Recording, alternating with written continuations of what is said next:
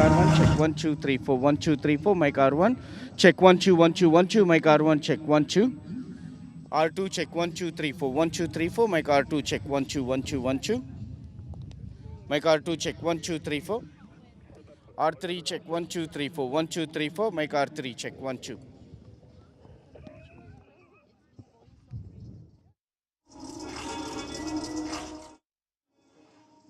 4, 5, 6, 7, 8. Guest 1 and guest 2, check 1, 2, 3, 4. Thank you.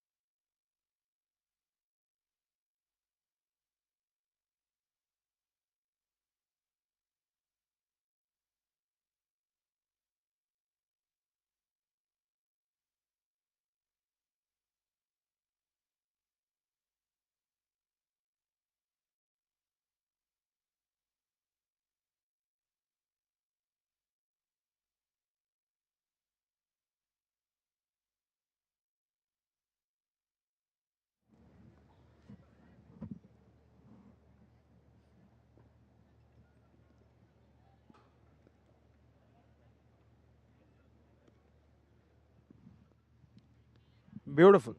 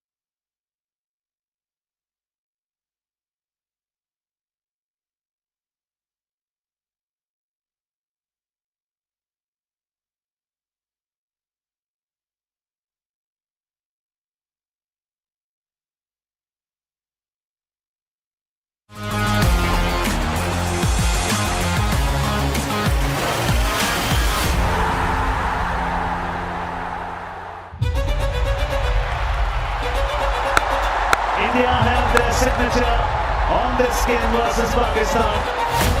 The Blues are riding high on confidence. A win well deserved, a win well earned. Harmanpreet Kaur have ticked the first box. If Pacers exploited the conditions to perfection, मेरा यही M था starting में कि मैं जितने ज़्यादा move करा सकूं बॉल को क्योंकि कंडीशन हमारे फेवर में थी.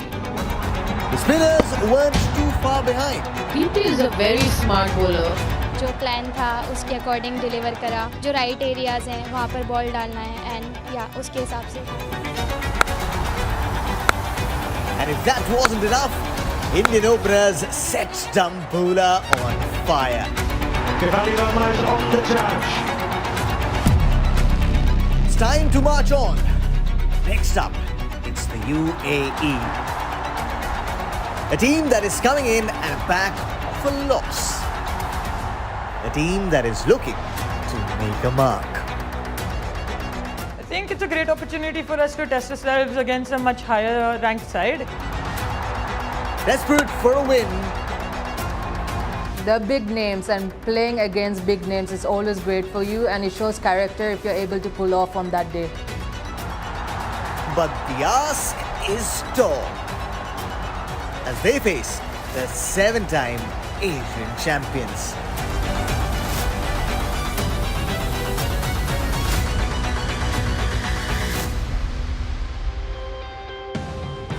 Well, India bossed their opening game against their arch rivals Pakistan. Next up, the UAE, as Harmanpreet Kaur and Co look to consolidate a place in the semi-final in a tournament that they have historically dominated. Up against them are the United Arab Emirates, who would feel hurt after going down to lower-ranked Nepal. They need to bounce back, but they have the might of India up against them. We are blessed with glorious weather yet again. India are back in action. They are defending champions up against the UAE, and everyone's ready here in Dambola for the toss with Marina Iqbal. Well, it's very sunny and windy here at Dambola, and we're all set for another interesting encounter. I've got the two captains with me, Harmanpreet Kaur leading India in blue, and we've got Isha Oza leading UAE, and alongside her is Michelle Pereira, who will be officiating this match. Harman, go for the flip. Tails, call for tails. Tails is the call. We'll have a ball first. Tail it is. What are you going to do and why? We want to have a ball first. We want to use, it's a fresh wicket. We want to use that to our advantage and just restrict them to as low as we can. I know it'll be hard coming back from a defeat against Nepal. What was the talk before this match in the dressing room? I think it's important that you learn from the game before. So there were quite a few errors that we made on the field and we didn't execute our plans properly. So I think it's just about doing the basics better today. And yeah, just stick to the basics and back yourself to do what you do best. Any changes in the playing 11? We're playing the same side. All the best. Thank you. Harman, happy to bat on this track? Yes, definitely. We wanted to bat only, and yeah, happy with that. And tell me about what score you're looking overall for your team on this one. Well, we'll just go with the flow, how we are getting the start, and then we'll see what is the best total we can set up. And do we see any changes in the batting order given that you're playing UAE, or we'll go with the same one? Well, we'll see how we are starting, and then we'll take the call accordingly. We heard a huge cheer before the match. Any changes in the playing 11? Yeah, Shranka is not playing because she got injured in the last game, and the place of her, Tanuja Kanwar is playing. All the best. Thank you. Thank you. The news from the centre is that UAE have won the toss and they've decided to ball first. All right, so a very happy UAE captain, and they've put India in. Let's see how that works on a fresh surface, as we know. But the big story from here, Mithali Raj and Isabel Joyce join me, is that India have handed a debut cap to Tanuja Kanwar, which Shreyanka Patil ruled out. Someone that Mithali knows quite well, working closely with her, the Gujarat Giants. Big day for her, Mithali. Yes, it is. Past 2 seasons, and especially in domestic, she's been doing really well. And someone who's really worked on her bowling every season. She always wants to add something to her skill. And we've also seen against, she plays the Gujarat Giants in the Women's Premier League, something she's done really well. Her second season has been exceptional in the WPL. Are you surprised at all with that call? They've gone for a left-arm spinner for Shreyanka Patil. They did have other options. Are you happy with what they're trying to do here? Well, I think I'm a little surprised because she was a travelling reserve and then obviously she's come in, but they do have Asha Joy, who's a leg spinner. They could have tried a variety in the bowling option, but maybe the coach and the captain probably would want to see how Tanuja steps up in this game. Yeah, special day as Renuka Singh presented the cap, the girl from Himachal Pradesh. It's a nice moment that the two of them have shared. But Tanuja Kanwar will have a role to play a little later on with India batting first, which may not be a bad thing for the UAE after the way they batted. First, Isabel Joyce, as we look at Isha Oza's side. Yeah, well, I'm not surprised they decided to bowl first. We were having a conversation on the side, Matalia and I, about what they decided to do. I thought they'd bowl first because they want to see how they can go for 20 overs against India. Their bowling unit did not fire the other day, and they are a team that gets better throughout the tournament. So I think Isha Oza, Darna Darka, those kinds of bowlers need to come to the party and see how they can shape up against India. Yeah, well, it is a better UAE side. We're just talking to Ahmed Reza, their head coach. He says we're better than what we showed against Nepal. But they've got a different surface. Will it be a different luck for them? Let's ask Marina Iqbal what this new pitch is like. It's sunny and it's very windy. The wind is definitely one constant throughout this tournament. Well, let's talk about the dimensions first. It is 59 meters, pardon you, all around the ground. So that is one thing the batters need to keep in mind with the wind. For the right-handers, the leg side is favorable. Now, just a comparison between the two pitches. This one, the previous one used, pitch number 6. It looks a bit dry and barrel to me. When we come to the new pitch that we've got today, pitch number 4 has little bit more grass cover, if you can see that. It has more little green patches. It is dry and hard, and I think you can hear it. Quite hard. But the only thing is that it might not have that nip that we expect in a lot of hard tracks. Probably anything short will still hold into the surface and might balloon up. Spinners have a huge role to play. It's dry. There are some cracks as well in that good length area. So that's where the spinners can come and bring their art into the play. Overall, I think it's a beautiful track to bat on as well. With the wind, with that fast outfield, the batters' runs are inevitable here. So come out, enjoy your game, and put a good score. All right, Marina, making you work very hard. Please get yourself a refreshment because she's really running out of breath. It's hotter than previous 2 days. That's what I'm feeling on day 3 over here. India started well, though. They were red hot against Pakistan, Mithali Raj, and they're going to be batting first. 8 augurs well that Smriti and Shefali actually had a very free-flowing partnership in that game against Pakistan. Yes, I think both the batters have been in good form. They're coming from a very good season. In fact, this year, both of them have big partnerships as opening pair for India. And clearly today, when they are put into bat, they will try and have the same approach, because we've seen Harman also speak at the toss that, had she won the toss, she would have elected to bat. So here, India was already preparing to bat first. What impressed you most, Izzy, about that Indian performance then? They didn't try and overhit it. They didn't complicate things. Sometimes when it's a smaller target, you can get a little bit nervous. These two, not so much. They're so comfortable together. They're closing in on that highest partnership as an opening pair, and you can see why. They are really an indomitable force for India. Stay with you, Izzy.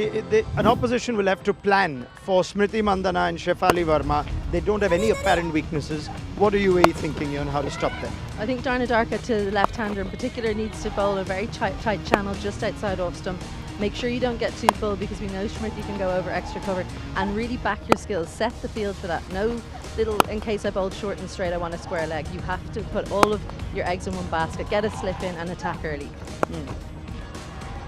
Marina was asking her about potential changes in the batting. What if someone else needs to have a go? Maybe India being put into bat first is not a bad thing for them to test different aspects of their game, which is what some of these games are for as well, Mithali. Yes, I think maybe, if they have the same approach, they might also change the batting order. Hema, who usually comes at number 3, maybe the captain can come up if the openers go on to play more overs, more than the power play, or you have Richa Ghosh, who needs to have a game as well. So yes, it all depends on how India starts. All right, well, Shefali Verma and Smriti Mandhana, they're just piling on those records. They love batting. We've heard from Smriti before. Let's now hear from Shefali. That's a beautiful one. Slot sweep into the backward square leg region for a 6. Myself, Shefali Verma. I am right-hand batsman. My role in the team is opening batsman. और I think मेरा role यही होता है कि जाऊं और power play का use करूं एंड टीम को जिस स्ट्राइक रेट से मैं खेलती हूँ ऑफकोर्स टीम को बहुत बेनिफिट होता है। सो मेरा यही रोल रहता है कि मैं थोड़ा सेट हूँ and then score for the team. I think बचपन से एक ड्रीम था इंडियन की जर्सी पहनना और नेशनल एंथम में खड़े होना, वो एक्सपीरियंस करना। बचपन से हम देखते थे कि नेशनल एंथम चल रहा है, क्योंकि हम देखते थे कि कितना इमोशंस आ जाते हैं उस टाइम पे, बट अभी खुद पहन के खड़े होना बहुत इमोशनल मोमेंट रहता है मेरे लिए एंड बहुत प्राउड भी रहता है कि हाँ या I did it, I am standing here, I am playing for my team and अपने इंडिया को प्राउड करा रही हूँ। तो ये बहुत बहुत बड़ी मोमेंट है मेरे लिए। She's hungry for more titles, Shefali Verma. And they started well, India, Shefali and Smriti with bat, Deepti Sharma with ball. Player of the match in the last game was an all-round bowling effort against Pakistan. But Mithali, given the unfortunate news, Sri Lanka Patil missing out, just curious to know if Deepti Sharma will have a bigger role to play, a different role to play? Well, I think her role is pretty much cut, because what we've seen, the pattern of Indian team using their bowlers is Deepti usually comes in the power play and they keep her overs in the dead because she's one of the most experienced spinners in the squad. So now you have Tanuja Kanwar as well. So maybe Tanuja Kanwar is someone they will utilize the way Sri Lanka is used in the middle overs. But still Deepti's role is pretty much cut out for the power play and the death overs. I mean, there are so many players to talk about for India and they can all win games for them. You can't help but feel, Izzy, that for the UAE, their success depends so heavily on Isha Oza, their captain. Yeah, Isha needs to score runs, and also the other opener, the left-hander, our wicket-keeper as well. She's so important to them. But I think with ball in hand, I think that's what they'll be focused on first of all. Can they just get something under 160, and maybe Isha Oza has a big day out? That's their only chance. Well, Isha Oza is a player that is capable of plenty. The kind of scores she's got, records she's got. She has been named in the ICC Women's Associate Player of the Year. Most runs as well in T20I cricket this year with 448 runs, the joint second fastest to 1,000 runs. And that's something that a lot of you may or may not have seen of her. This one, she can hit quality bowling as well. Yeah, well, she got run out the other day, didn't she? We didn't get to see the best of her. She can hit very big down the ground. That's her best striking quality. And because she's so tall, you really find it difficult to find the right length for her. On a good batting deck that we have out here, if she can stay there for a long time, that's their best chance. You know, that result though, with Nepal winning and then India winning, it means today evening's game, if India win against UAE, which they're expected to, suddenly Pakistan will have to win to be alive in this competition. It's curious how the format is. Pakistan, Nepal, and Nepal would be even more confident. This evening's fixture is one that we'll sit back and watch while Marina will be nervous about. I'm sure Marina will be quite nervous about it. But yes, it is going to be very, very important for Pakistan, especially because for them, as you said, if they have to qualify for the knockouts, it's very important that they win the next two games. Right. Pakistan versus Nepal. That is the evening game today at Dambola, and we can't wait. This is a big opportunity to showcase our talents. जिसने Asia cup में qualify किया है वो अच्छी team है और हर एक match बहुत अच्छा मैच होगा. We are not playing with the names, we are playing with the teams. Excited, बहुत excited हूँ, हर कोई excited है इसको लेके. Obviously इसकी हाइप डिफरेंट होती है. Girls are very strong and mentally focused. Well, there is a lot riding on this game. Nepal, they were so happy after that win. As we look at this, it's a short, sharp group stage, right, in the Women's Asia Cup. So if you lose 2 out of 2, and that'll mean India and Nepal would have won 2, that ends the race for the semi-finals. Only the top 2 can make it. So this is a significant game coming up. Fair to say that we will see something better from them in the evening. Let's talk about this game first very quickly. What's the expectation with India batting first? What kind of score? Can we possibly see the highest score we've seen in the tournament I so think far? we definitely should. I think 190, 200 they'll be aiming for, even above that if their top order come off in particular and they don't have to scramble in the middle overs. Yeah, 190 I think. How do you see India going and what score do you think they'd be targeting?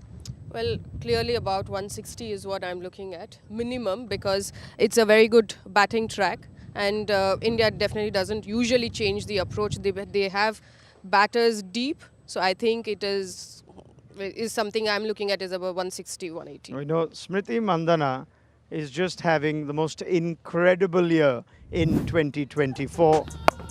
Just watching her bat game by game, it's incredible the consistency that we're seeing from Smriti.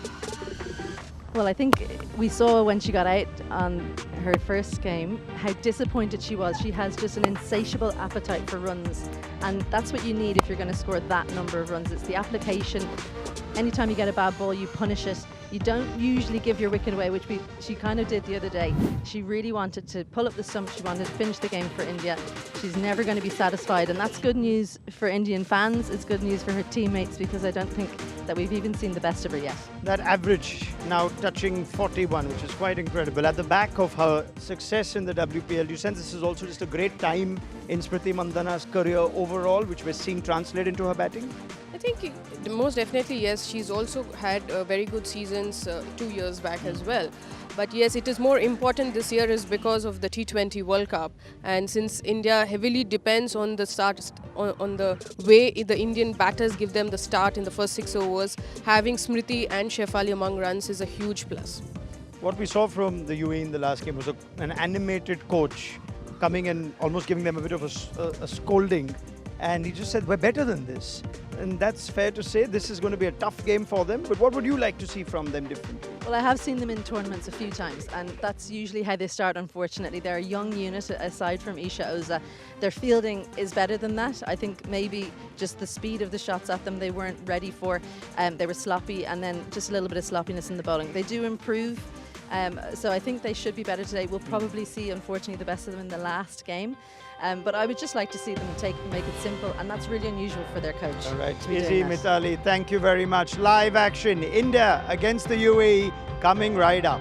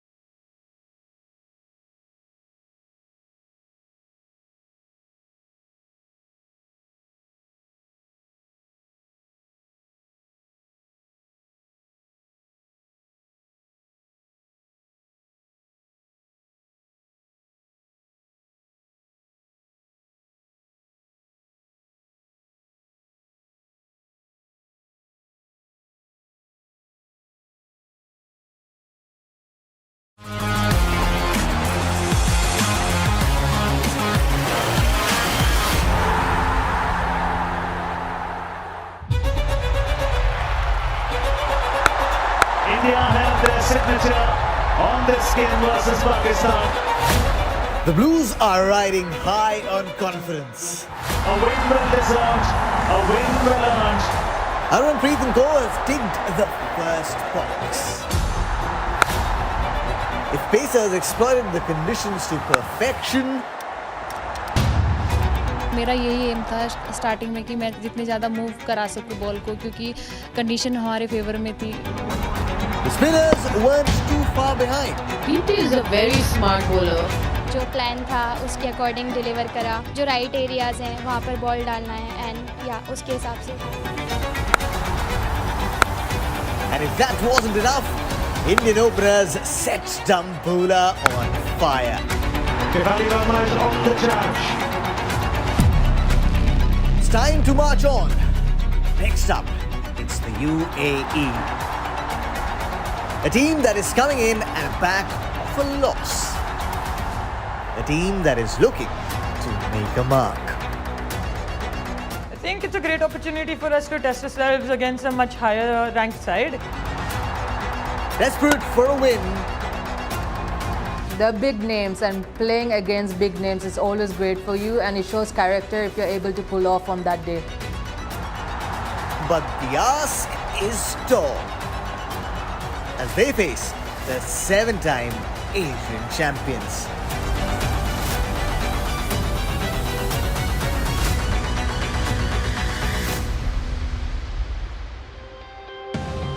Big warm welcome. We are in Dambola. It's famous for its elephants and scenic beauty. Dambola got its name from two words. Damba meaning rock, Ulla meaning fountain. As they always say, life is not a problem to be solved, but a reality to be experienced. You experience a lot of joy right here. We are in Dambola. Indian team is looking happy. They've had a win. Shefali is concentrating hard.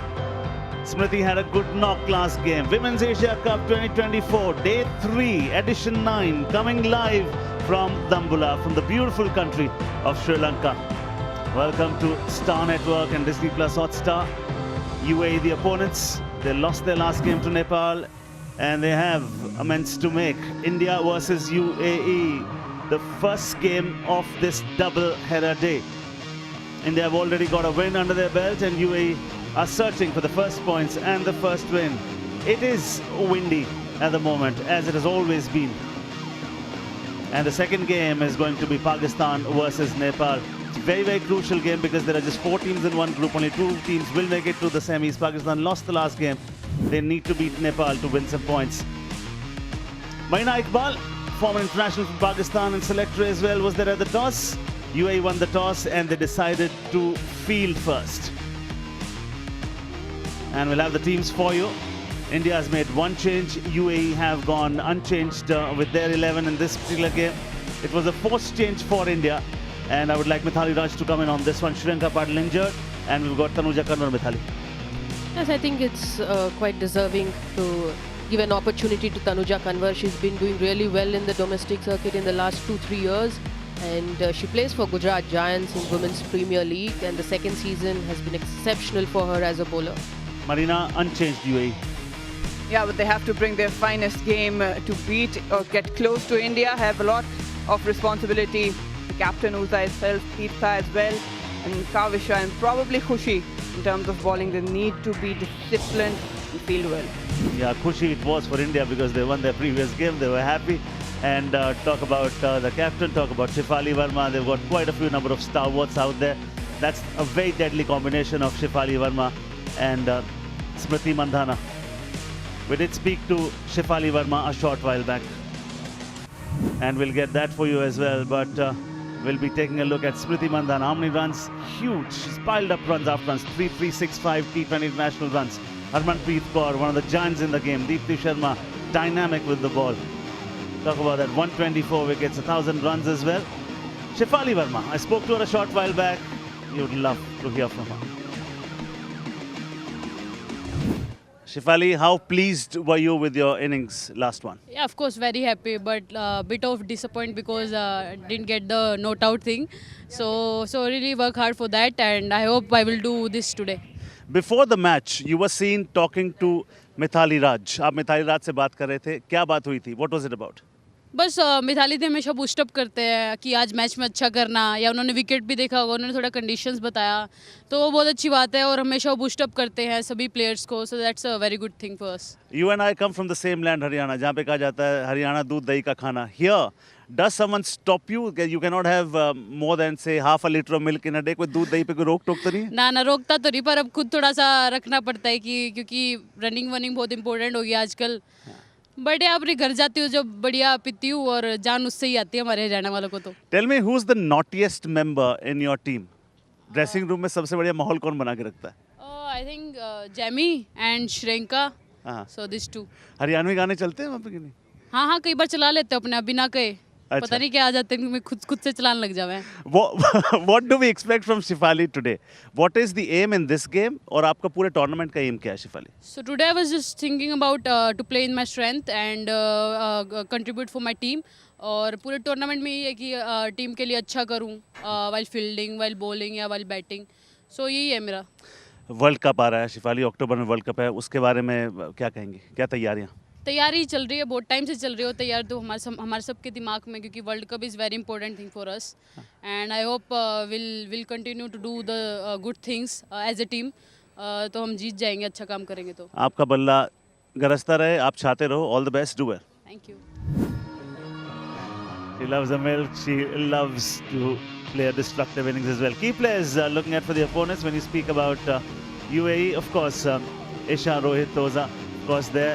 Big numbers, Tirtha Satish, Vaishnavi Mahesh. But we spoke to Khushi a short while back. This is what we got.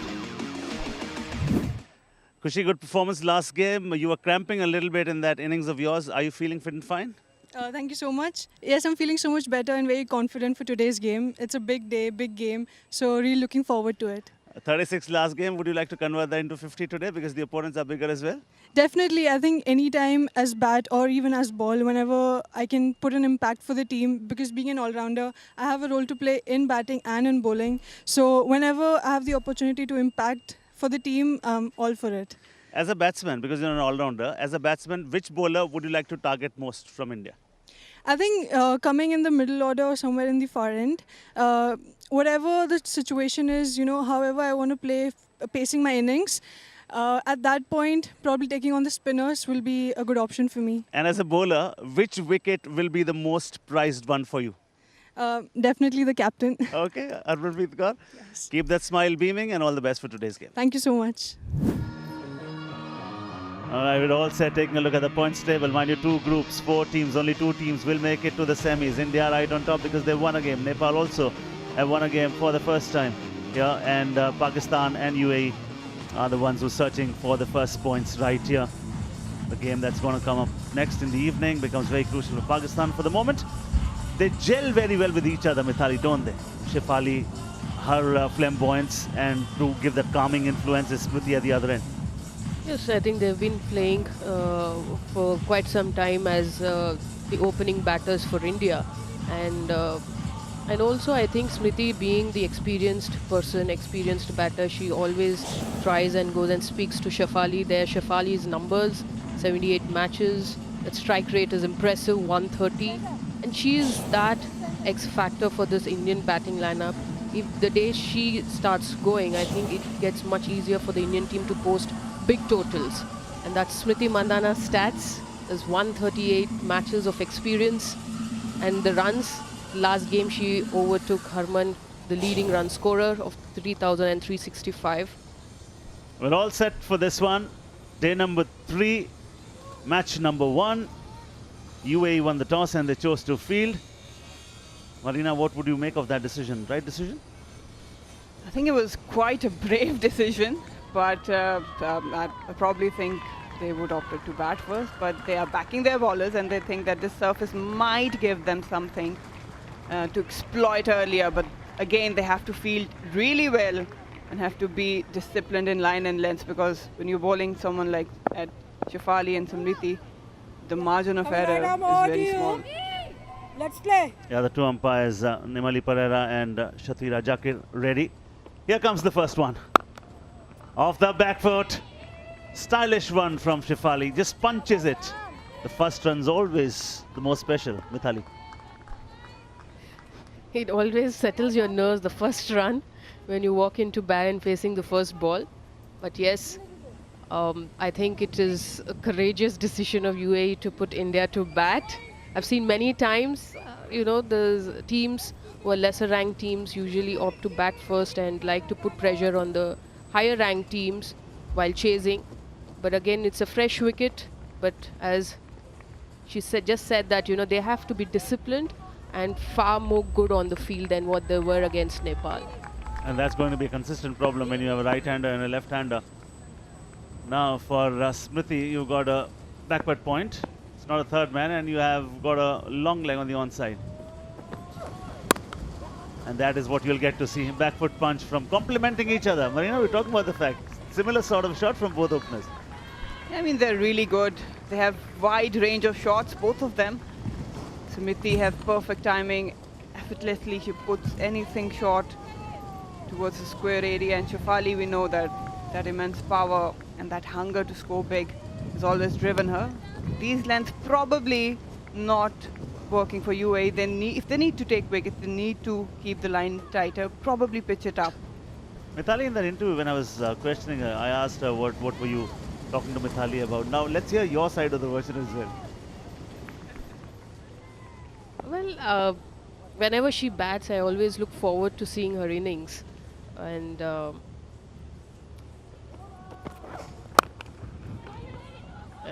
that's that. So it has the legs to go for a boundary. So they just get two. So yes, I spoke to her just before the presentation, and I asked her, I said, I'm quite disappointed that she got out. She should have finished the game, because these are the experience that will make her better and better as a batter. Lovely, and I think she's taken everything that you said to her very, very seriously, because the first runs we've seen, Marina, it's all about elbow, the cradle, presenting the full face of the bat. We've not seen the bottom hand display at all. So, yeah. And you know what? We've got something interesting lined up for you. We've just heard what Mithali said, and we'll hear from Shefali as well, what she had to say about that discussion with the legend Mithali Raj. Here comes the fourth ball. Off the back foot. Timing is very good yet again. Good fielding. Will that trickle down to the fence? No, it doesn't. Will they come for the third? No, they're jogging for the second. Yes, let's take a listen to what Shefali had to say. बस मिथाली थे हमेशा boost up करते हैं कि आज match में अच्छा करना, या उन्होंने विकेट भी देखा होगा, उन्होंने थोड़ा कंडीशंस बताया, तो वो बहुत अच्छी बात है और हमेशा वो बूस्टअप करते हैं सभी प्लेयर्स को. So that's a very good thing for us. They always look up to you, Mithali, isn't it? And she says you provided her the required boost that was required. I would love to know, when was the first time you saw her, and what was your first impression of her? I think the first time I saw her was in the domestic. She was playing against Indian Railways, one of the best sides in the domestic circuit, and I was leading Indian Railways, and she took our bowlers to all corners single-handedly. She was playing from Haryana? She was playing from her state. She was very young, and then it happened that she was in velocity team, where I was leading again. So that's a different experience where she only knew to bat. She just didn't know how to field, but she's come a long way. I'm very happy for her. We'll continue to bring those gems for you. For the moment, it's the end of the over. 8 without loss.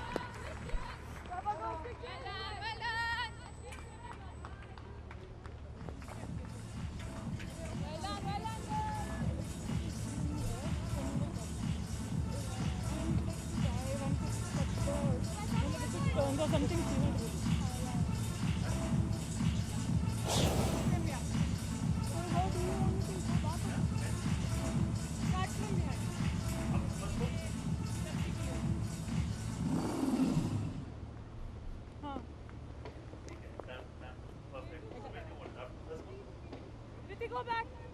Thank you.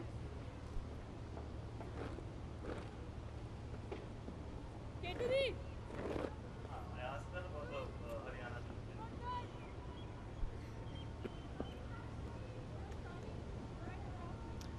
All right, this is the Indian team, and one change. Post one, Shanka Patil injured, and Tanuja comes in place of UAE, unchanged in this one. UAE surprisingly won the. And they won the toss. And surprising not was that they won the toss. Surprising was that they elected to bowl first.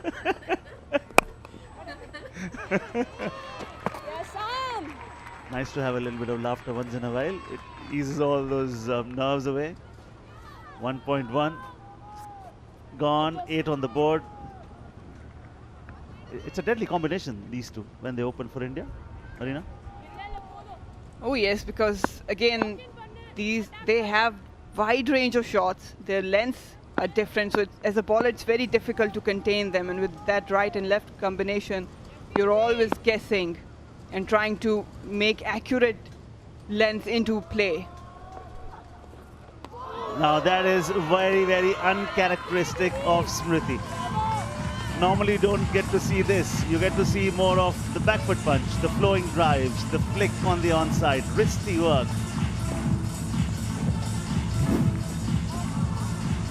And no, that is not Smriti at all.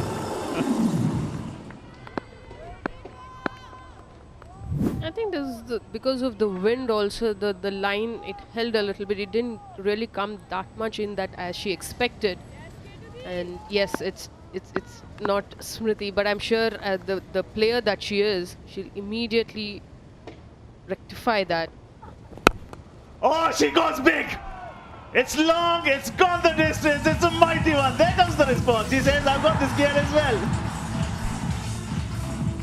I think that's what I said. Like this was way outside the line, and the bowler here got the line a little bit inside, and that was in her slot, right in her slot. That's a bad shot. She any day closes her eyes and she's going to get that ball over the rope. The beauty was Marina. The fielder has been taken back just before that delivery. Yeah, it was always going to travel, you know, right out of the meat of the bat, and then the wind doing its work, but pure timing from Smriti.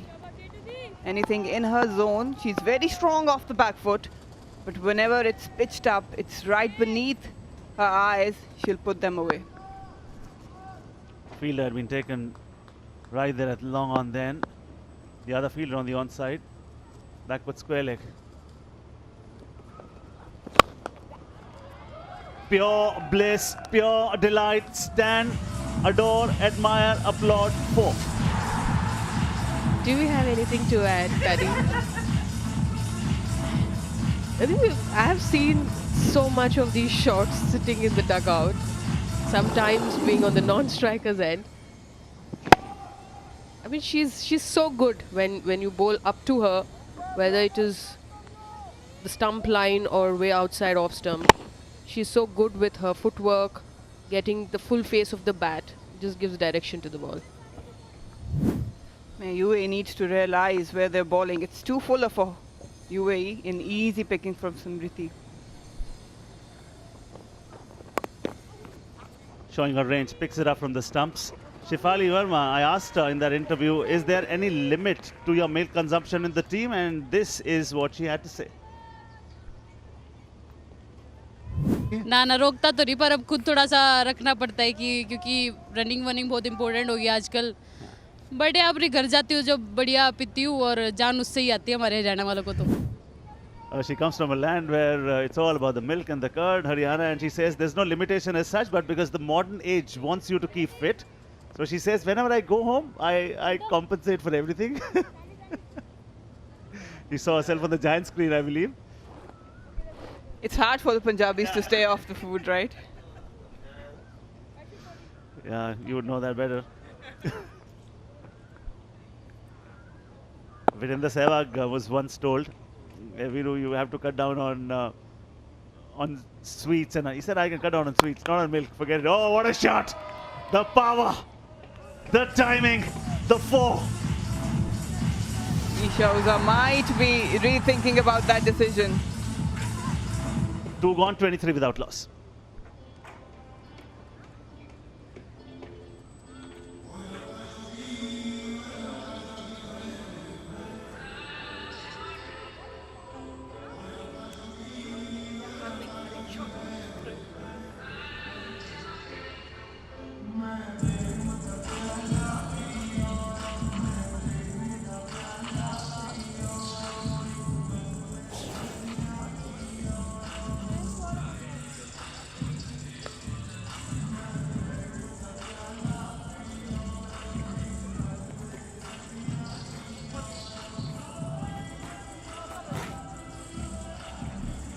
UAE lost their last game to Nepal. Unchanged side for them. Good performers in their side. But the surprising decision was that they won the toss and they said, we're going to field first. The boundary of the last ball was perfect testimony to the power that Shefali can generate, the timing that she can find. And when both the openers get that sort of a touch, the scoreboard has to be 23 without loss from 2 overs. We've seen a wide range of shots. Just one blip when Smriti danced down the surface and played a shot which was very uncharacteristic of her, but then covered up for the same the next delivery spell. And the boundary, Marina's last ball was all about timing and power. No, you cannot ball there. You cannot ball there to Shefali Verma. Wide and short, asking to be hit. And that's their strength. Now gone! Look at the joy on their faces! This wicket means so much to them. I think that was a good catch because there was so much of wind. The ball was being carried by the wind, but she moved at the right time to her right, just at the circle. That was hit really hard. She was trying for that gap. Smriti was trying for that wider mid-off gap, but this was a good take. It was looking so good. Smriti Mandhana, 13 of 9, 23 for 1 India.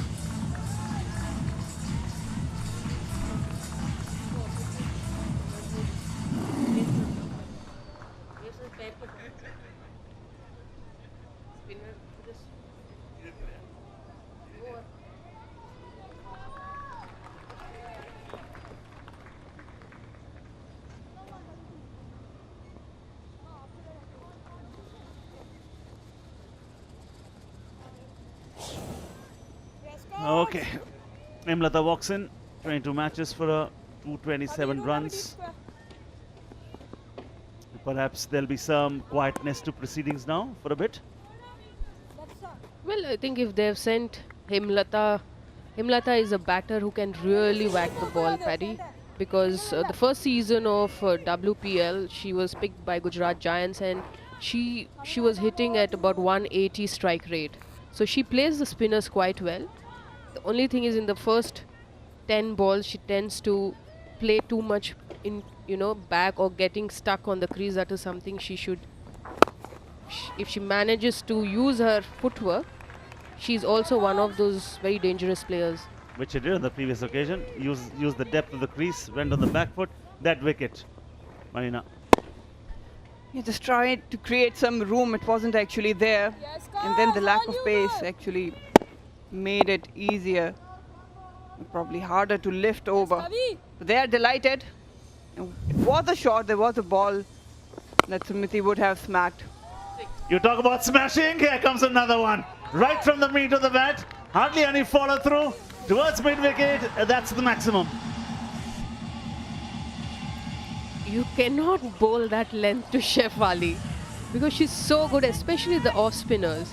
You'll really have to pull your length a little, invite her to step out. This is her strength, taking that stride and that bat swing, you see that high back lift. And just a whip in the end. Normally, when you hit a 6, you finish the bat behind your back. No follow through at all there. Just a whip. Oh, she is having fun. Taking down the bowlers to the cleaners at the moment. What a shot. UAE in big trouble. You can see the expressions of the captain. Bowlers need to do better. Just trying to overcompensate the previous delivery, which was fuller. It's way too short outside off stump. Slammed had. Oh, she can be very unsparing, no doubt about that. He can be very dazzling, very daring. Makes the best use of the power play. This time around, single with Shefali is a rarity. 3 gone, 35 for 1.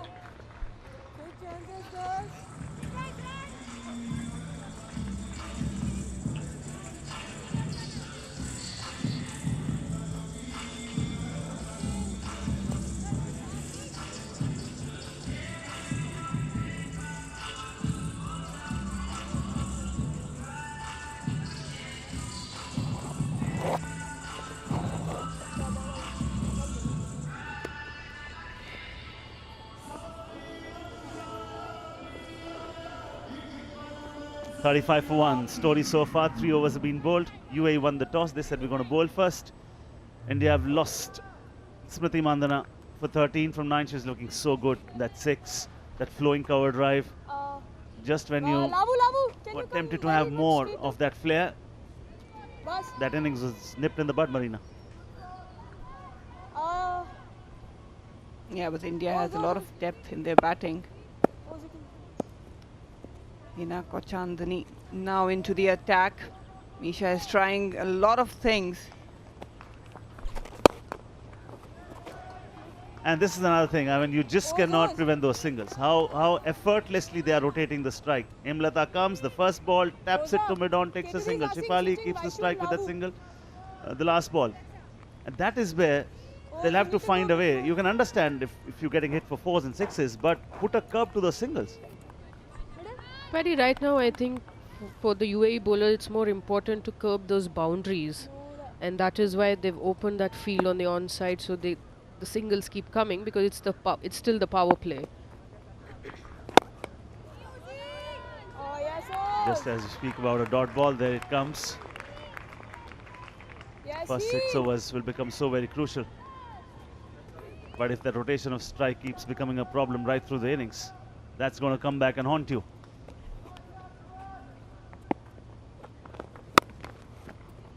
So much time she has. Rocks on the back foot. Pulls it from outside off. Yeah, as a spinner, you cannot bowl that length. They've got ample time to rock back, as you said. They haven't been consistent in their lengths, UAE, and that's where Indian batters have been utilizing those deliveries. Wanted to make room. She did shuffle a little outside the leg stump, didn't she? I think when you have slow left arm spinners, you should never drift away from the stump line. The best chance you can give yourself is keep pecking at the stump line so that the batter can probably make some mistake, but you start bowling down the leg, this is what you get. UAE clearly struggling. These are like net practice bowling for Shefali. She's very strong there. Puts her knee down. Just help it with the angle. What a hard chance. But right now UAE is in all sort of trouble. And the beauty was how she rolled her wrists onto that one. Adjust yourself accordingly. Has she brought about a change in her game? That'll be my question next over to Mithali Raj. Release shot coming here. Initially when she came, it was all about going swashbuckling way. Now there are gears to her batting. 4 overs gone, 42 for 1. And the home side for their first foot right last evening, playing against Bangladesh. They registered a fine clinical win. Jamari Atapatu got out early, but they had enough ammunition. 51 from Vishmi, and there was a spectacular innings, Marina.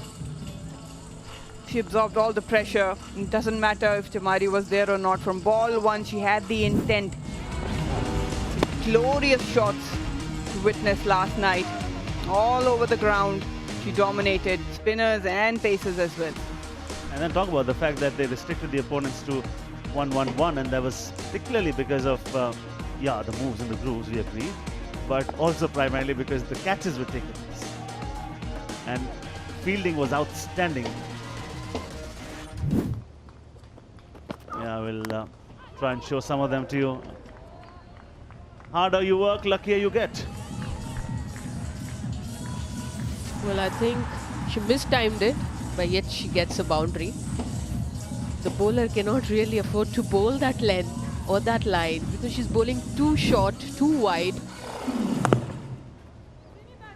You know, it is Shefali there. She's just going for every shot. The best part about her is there's no conflict between the heart and the mind. Both say just the same thing. Clarity of thought can make you reach unimaginable heights. Full toss, easy. 4. And I think Shefali would be thinking to make it big. This is a great start. This is 14 deliveries, 35. And she probably is the one who can reach to that 3-digit first time in this tournament edition. Okay, so what we've got so far, blazing start, 50 for 1. Got a full toss, you got to put it away. Now the captain's confused where to take the two fielders that you can take out outside the circle in the first 6 overs. Now what they've done is, they said, okay, one at backward square leg, the other one at sweeper. She'll have to change her line, outside off maybe. Balls within the stumps, well bowled. Good comeback. We were talking about the catches taken yesterday. Sri Lanka was just outstanding with Harleen the field. This was the first catch. Running behind and taking it. This is a pretty simple one, but the caught and bowled, this is what we're talking about. This is an exceptional catch. Reflexes. And this was hit really hard, and she was quite surprised that she was so ahead. But again, I think it is one of very impressive fielding by Sri Lanka unit. Caught and bowled was something special, Marina. That was spectacular, and I had a word with Anushi and I said, tell me more about it. And she just said that I was ready and I wanted to make a difference. And all that came out was instinct, just to go for it. And at times that's all you need, just go for it and it might stuck in your hand. And scary part was she lands on her elbow. All's well that ends well. Good shot yet again, good fielding yet again. I think what's more important, you said, Mariam, that she was ready for it.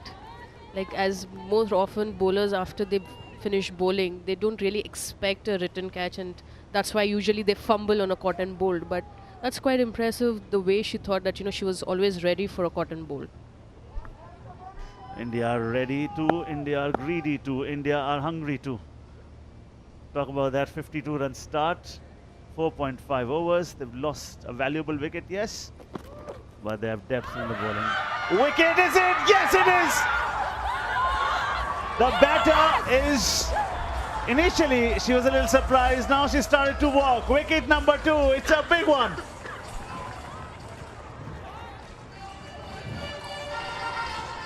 Well, now UAE will have a breather because it's Shafali Verma, 37 of 18 deliveries. He just started to hit them all around the park. Into the surface. This is not one of those tracks where it nips on. Takes a little while to come and probably just get under edge, slightest of them. And the fingers goes up and you can see the delight. Both openers are back in the hut for India, and UAE will have something to smile about. Shafali gone on 37, India 2 down on 52.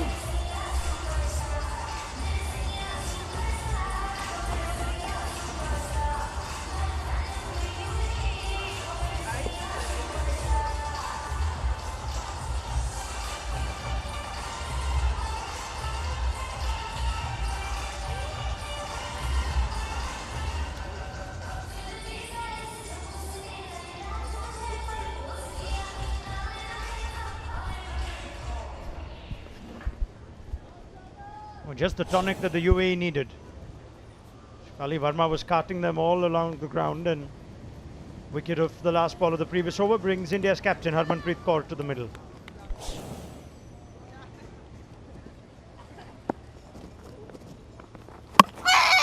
There's another! The UAE are elated! Smriti gone, Shefali gone, and now Hemlata cleaned up by Hina. You take one wicket as a team, and then the next ball is your best one. Just went on with the arm slightly. Perfect length, too full to go back to. That's the one you've got to defend. 2 and 2, and UAE are up and about. This is an action-packed power play. Big hits. Suddenly the UAE strike back. Hemlata goes for 2, 52 for 3.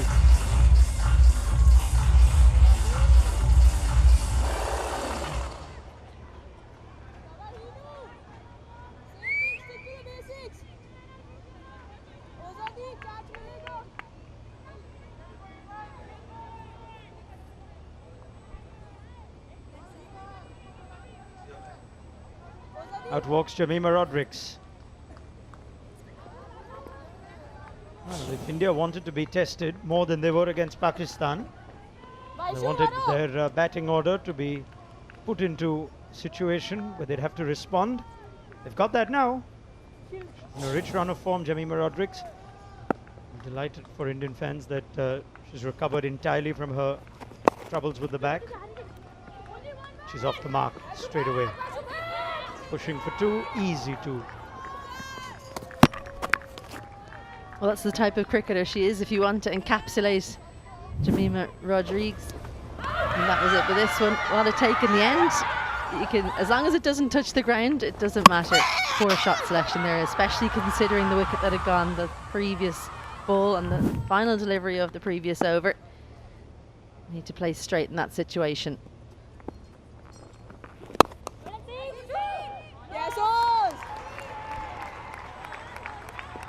Well, they'll be on full volume now, the UAE. One more step this side. Not Chandani, to her credit, actually kept things quiet. She bowled one bad ball that Shefali swept for 4. Yasin. She's followed it up well.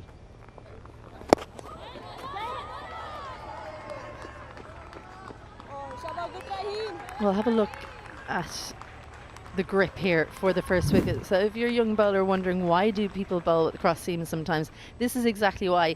Because if it hits the seam, which I think it did on this occasion, you get that extra bit of bounce. It's a poor shot, there's no doubt about that. But that extra bit of bounce, I think, is what's done for Shefali Verma there.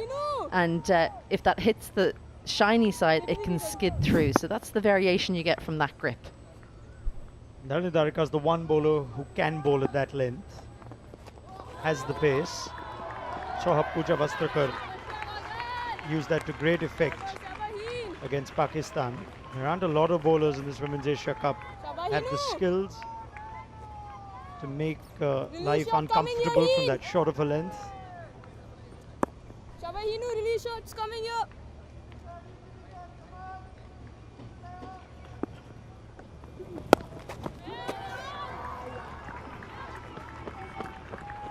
Just in the matter of 5 minutes, the UAE would be a lot happier with that power play. India wouldn't be too disappointed. 56 for 3 after being put in.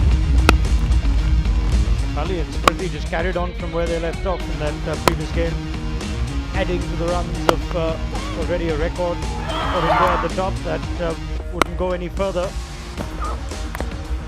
UAE struck. Shefali didn't want to hold back even after losing Smriti. Smart bit of bowling from Dhalini Dwarka, getting rid of Shefali Verma, and Hina Chandani last over of the power play, cleaning up Hemlata. 3 wickets. Kavisha Kumari with the first one. Smriti Mandana. We're still at 8 boundaries. And a little bit of respite as well for UAE. They've taken 3 wickets, but 56 runs on the board. They're outside the power play. They can drop 4 fielders now, and they're going to change the bowling as well. The leg spinner, Vaishnavi Mahesh, no surprise, comes into the attack. Disappointing for her in the first game. She's the real standout for the team. Highest wicket taker in the year so far. Hopefully she gets better as the tournament goes on. 3 fielders on the leg side, all on the boundary. They've got to slip in, and they've got to cover fielder on the boundary as well.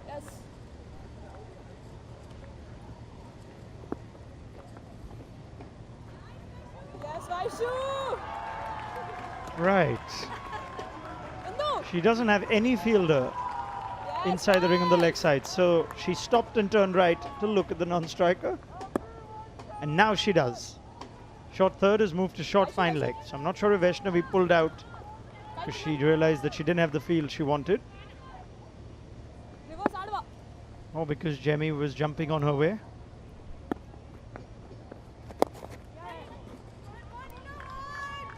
It's going to be a big job in that leg side. It is hitting with the breeze, so it should get more power, but these 2 batters can pace their deliveries really well. This was supposed to be the first delivery, but didn't go. A little bit of a stare. I think it was all about where Jemmy was and not about where the fielders were. Off the very first ball you bowl. She's clearly seen something. That's got to be chat in the team room before the game. Keep an eye on the non-striker.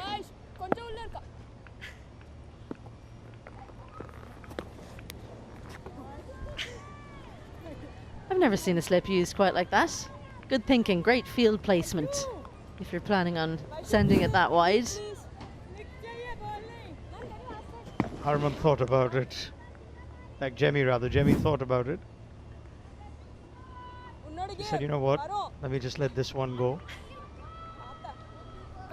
If Harman had been facing, she might have been able to reach it, and I'm not sure Jemmy can. Slightly shorter in stature. I think this is the same end that she bowled from in the opening game against Nepal as well. The direction of the wind, which has played its part, the breeze, is left to right from your screen.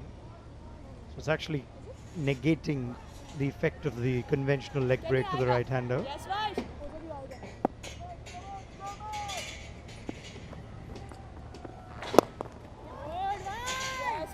Well, I'm not surprised about the end that she's bowling, because often leg spinners like to bowl with the breeze that way so that the drift can be helped going into the right-hander. She does have a good action. I think that release point, have a look how far out it is in her hand as well. That tells you that she's looking to turn it. That's the conventional leg spinner. I'm sure that we'll see the googly before long. She has a good googly. And India would know that. Born in Chennai, and you can expect that Tirtha, Satish and Vaishnavi will communicate a fair bit in Tamil in this period. And they're safe, and that's exactly what Tirtha Satish is doing. Harman gets into position. Got a fair bit of bat on that, but could not find the gap. On the previous match, she dropped it short. She didn't have square leg on the boundary. She wasn't planning on bowling that length. They never do, but she has the protection early. She's getting extra protection now. Slip comes out. That 45 is coming back across to short third. Mid-wicket is going into place. Do like for a leg spinner mid-wicket, especially a tall mid-wicket. If they're on the ring, you can often get catches there as they're trying to bisect the fielders in the deep. The problem for her is that now she's had to push her square leg much further around, so there's a huge gap between deep backward square and mid-wicket.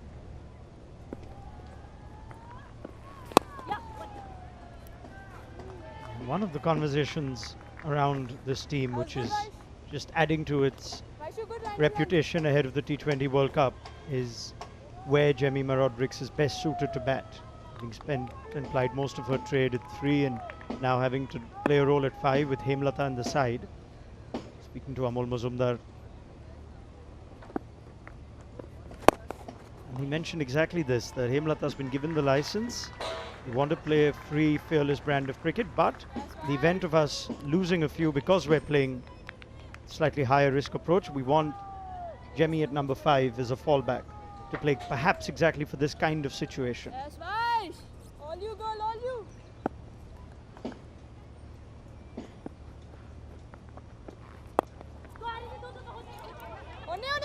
Respectfully dealt with that full toss. She'll do that till she gets her eye in. They get 2 though. They still take 8 off Vaishnavi's first over. It's 64 for 3. Jemimah Rodrigues back in blue. She's one to look forward.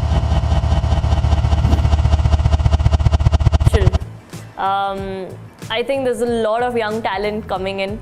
Saying that I'm also young, but I feel like a little senior compared to the other girls because there are so many other youngsters like Shefali, Richa, Shriyanka coming in. Our team looks very strong, very solid. A good balance with Smriti Harman also being there and Amol sir getting his experience. Very excited to see what this team's going to do. Always nice listening to Jemimah. She's become very popular in addition to her batting for the end of tournament selfies that she takes with the trophy. She's hoping to have at least 2 more in the next few months.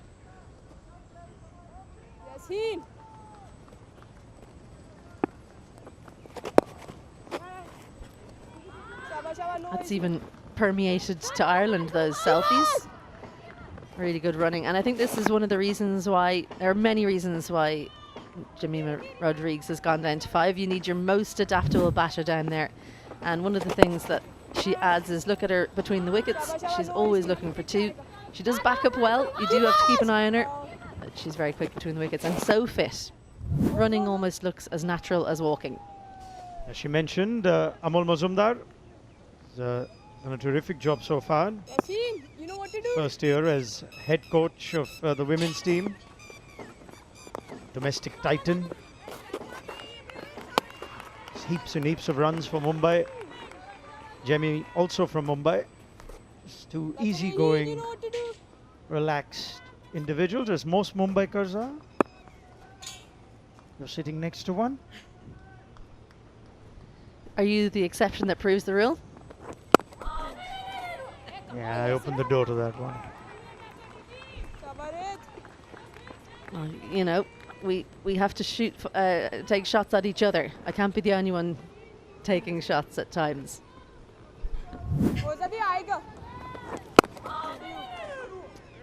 Nice shot of the back foot. It's a good bit of fielding.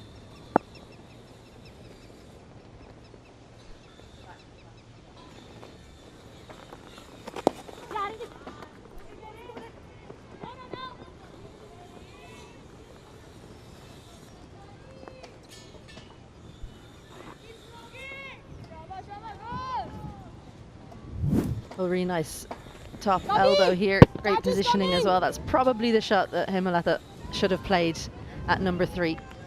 Left arm around. They tend to go a little bit quicker and in at the stumps. Playing across the line is risky, especially early on in your innings. Yeah, credit to the bowler though. I think Hina's Fox turn away. Ball stump to stump. Buried the pace. And this is a new surface. First 4 games played on the strip that's 2 to the left of screen.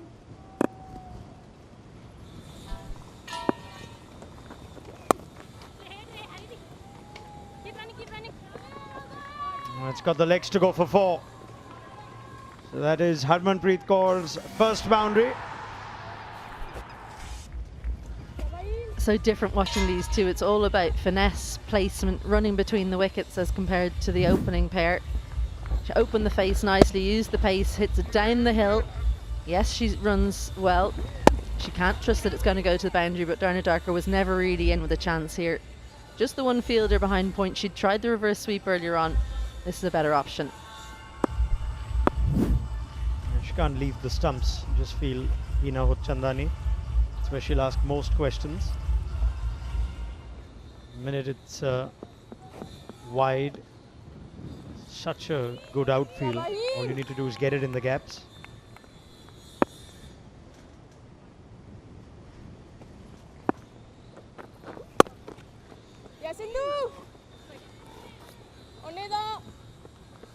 This time played in front of square. Only a single. Still a productive over. 9 off it, 73 for 3.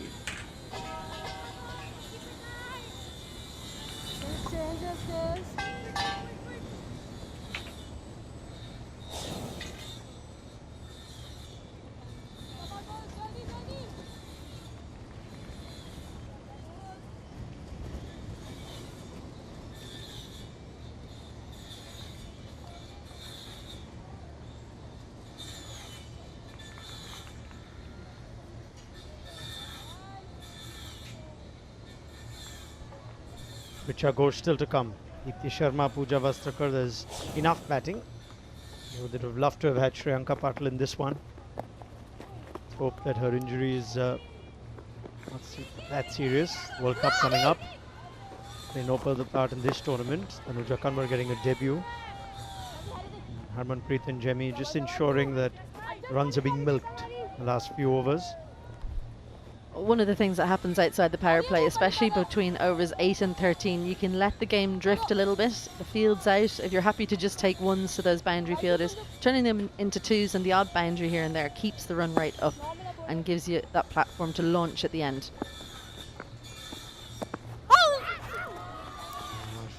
Showed her hand too early. On her way down, one knee, just as the ball was released. Well, she's bowling to her field here. Yes, everyone's out on the leg side, but she's got the single savers on the offside. Just as I say it, though, I've changed it. This will allow her to bowl straighter and really try and attack the stumps more. Maybe look for wicket-taking options. That's the googly. And I think that ball tossed up outside off. Harman likes the sweep. She's always got the option of trying to go up and over, inside out, the offside. Well, this is the googly. Have a look at the wrist position there. Coming out the back of the hand, and good bit of bounce as well. I'm not sure Harmanpreet read it out of the hand. She certainly had time to adjust though. Yes, Cubs! I think those 3 or 4 deliveries show you the importance of technique. Harmanpreet's technique is excellent, as we know. And that extra run hit off the stumps, that's just unlucky for UAE. Unfortunately, the fielder too good. Nobody on the leg side in front. When you have the good technique that Harmanpreet has, you can deal with balls like this. Over the top of the ball. And nice high action as well.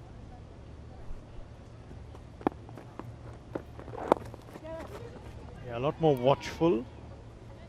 Just with how she's adjusting within her stance. I think she's relying more on the pitch and backing herself to react.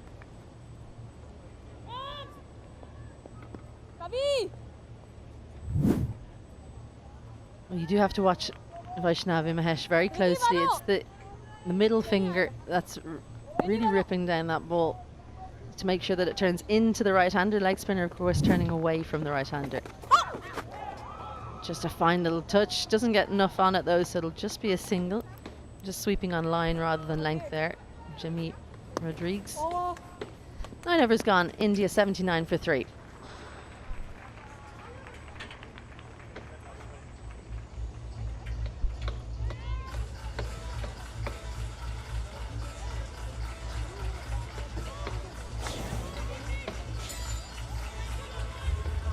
Good stuff from the UAE in spite of some expensive initial overs. Dharnedarka came back well to get Shefali Verma, Kavisha Kumari, starting it off with a wicket of Smriti Mandana.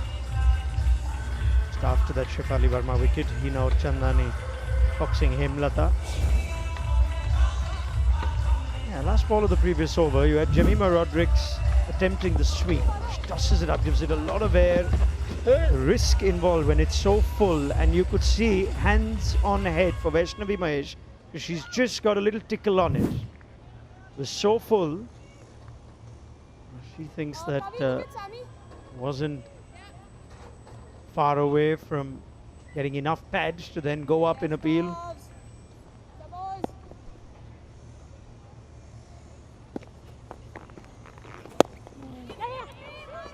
Kavisha replacing Hina.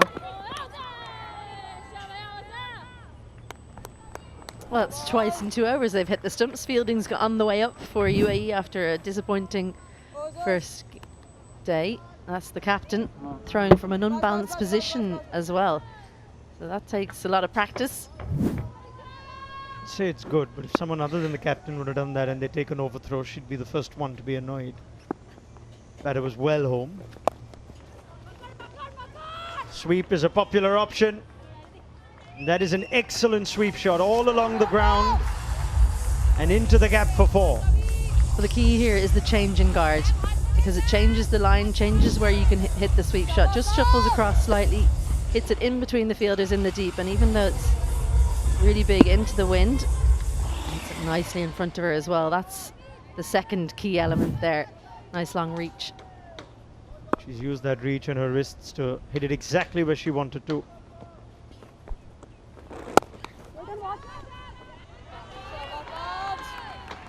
It's a healthy run rate as well of 8.8.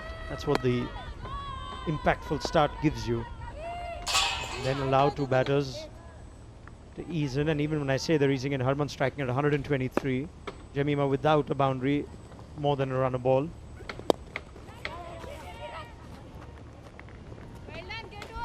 I just wonder at this point, is this when Harman thinks more about boundaries than 2s? It's very hot out there. They've run plenty of 2s up to this point, so there does come an element of just saving the legs a little bit. Well, if she's listening to us, she'll be permitted to have a drink in 2 balls.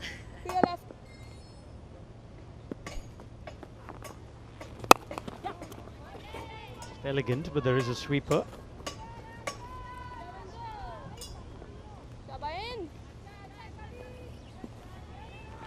Yes, Cubs.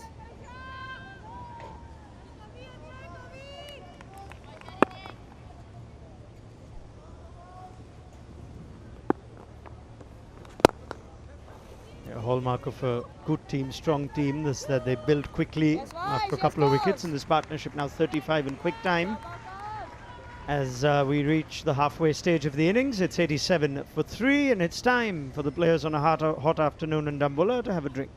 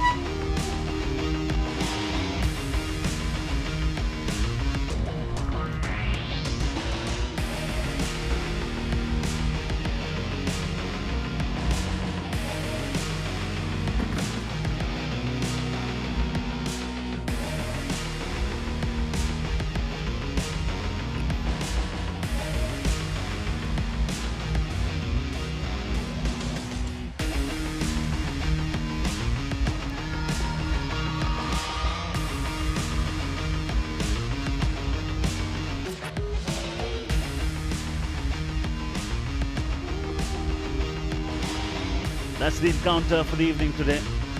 Pakistan searching for their first win and the first points. Nepal will be high on confidence. They beat UAE in their previous encounter, and what a moment it was. A win that had eluded them for so long. This pull meant they were also pulling victory towards themselves. And look at the joy on their faces, and the celebrations were on. It meant so much for them. Isabel Joyce joins me in the commentary box. Well, absolutely. Then there's no surprise to see tears on show. The emotions were so clear to see. Special moment. And until that, they hadn't given themselves the chance to think, were they going to get over the line? You could see they were still in their seats. All that coming out at the end in tears and shouts and cheers. And talk about India's victory against Pakistan. Mithali, dominant display from all three quarters. Yes, I think right from the way the Indian team bowled and the clinical chase, I think there was absolutely no challenge posed from Pakistan. It was a really good performance from the Indian team, I would say. Being the first game India-Pakistan, everybody expected it to be a high voltage game, but it turned out to be a one-sided affair. And watch out, Nepal. Pakistan are going to come hard at you. They're hurt, they're hungry, and they can be very, very dangerous. 87 for 3 is how it stands in this one, which is the first installment of the doubleheader for you. 10 overs gone in this innings, and the story so far has been India were put into bat. India are batting more out of compulsion than choice. Points table, 4 teams per group. India are on top. Look at that net run rate. When you win big, this is what happens. Bam Joyce. I'm not sure that the net run rate is going to come into it. This afternoon's game is going to be really important for that. Pakistan need to win. Nepal on a high. Nepal wins if there's a big if here. Into the gap. How is that for timing? How is about knowing where the two fielders were, and then the execution, perfect. We spoke about technique and how good she is on the back foot. There's probably no one better on the back foot than Harmanpreet Kaur going around at the moment. So tall. Have a look there. Gets right over the ball, gets the bottom hand through, and makes sure she gets it right between the fielders. Doesn't give them an opportunity. Splendid shot. Takes the left foot out, and with that, the balance was perfect, Mithali. She was able to transfer the weight to perfection. When you open the left shoulder, you can create more chances for yourself on the onside as well. This is quality batsmanship, and now uppishly is what she plays, but in the gap is what she plays, and 4 is what she gets. That's her strength. I mean, she's someone who's very good at sweeping the ball, whether it's a slog sweep or a conventional sweep. And we were talking about the previous shot. That was actually quite a good shot because there was pretty big gap, and she did play that in that region, getting her front leg away from her. This is a sweep, though it was in the air, but it was, the fielders were nowhere close. And it's prompted a change in the field. So 4 fielders out on the leg side now. Absolutely nobody saving the single. 5 fielders saving the single on the offside. Very difficult to bowl to. And that's going to be even tougher because she also can make room. She also can make use of her feet. Will she dance down? Will she make use of the depth of the crease? No, she says, okay, let me stay where you are because all the errors are happening from the other side. When you're setting a field, you're trying to think what's the most difficult shot that you can make the batter play, and that probably is it. Coming inside out, hitting over the offside. If you come down the pitch, you're worried about your outside edge. So it's a more difficult shot, especially for Harmanpreet Kaur, than the sweep shot. So I think it's a brave move, but it's a good move. And the moment that also will be small victory for the batter, because what you've done is you've forced the opposition to think so much that you've got 4 players patrolling the boundary line on the onside, all 4 that you can take outside the circle. Oh, well done. This is the ploy. They are forcing her to play on the... She plays on the onside. Easier choice would have been to just drive it on the offside. Well, yes, she's pitched it up. Harman tries to work it down the leg, but because of the wind factor, I think even her line, she probably is bowling against the wind as a leg spinner. And that is why she's unable to try to get the correct line. She probably is trying to get leg and middle. She's going way down the leg side. And it's only because, Isabel, because she's got no protection on the offside on the fence, she's forced to bowl within the stumps and then conceding those wides. You can't afford to bowl outside off. That again, that's why the line. Well, I think as well, those 2 deliveries, just bowling the googly. It was wide down leg side yet again. I think there had to be a conversation. You have to wait until the play is finished as an umpire before you can signal it. So waiting until that ball was thrown back to the bowler. But yeah, those 2 deliveries were googlies and she just didn't quite get the line right. 3 wide so far. She still sweeps. It was pitched on off stump, that one. What happened 2 balls ago? I'll show you that. She's trying to go fine there, Harmanpreet Kaur. That's where the gap is. There is a deep backward square, but a big space between deep backward square and fine leg. So another change in the field. Isha Oza moves herself from the mid-wicket boundary and into 45. I think she just needs to bring her square probably a little bit straighter. Huge gap there. Sweeps. You've got player at square leg there. First run was not taken quickly, hence you have no chance whatsoever for the second. It was just jogging for that one. 100 up for India. They were forced into bat first. UAE captain. Good little effort in the end. The turn, the tumble, the rise fairly quickly.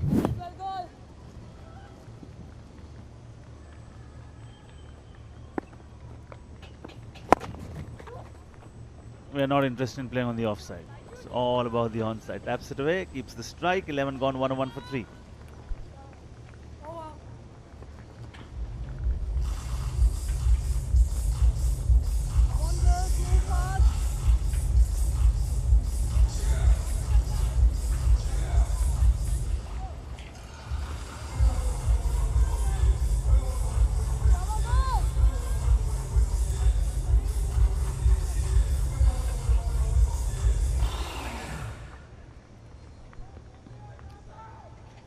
Okay, the first 50, 26 balls.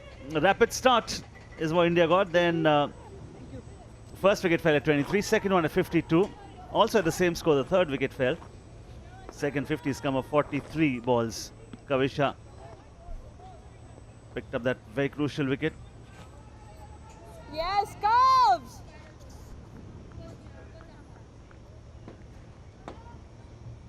Conceded 20 in the first 2, but she also, Yes, more importantly, Cubs. picked up a wicket. The field that she's got, mid-off is up. Sweeper back. Plays on the onside. There's a gap there. They surely will come back for 2 here. Yes, he. Good effort in the end.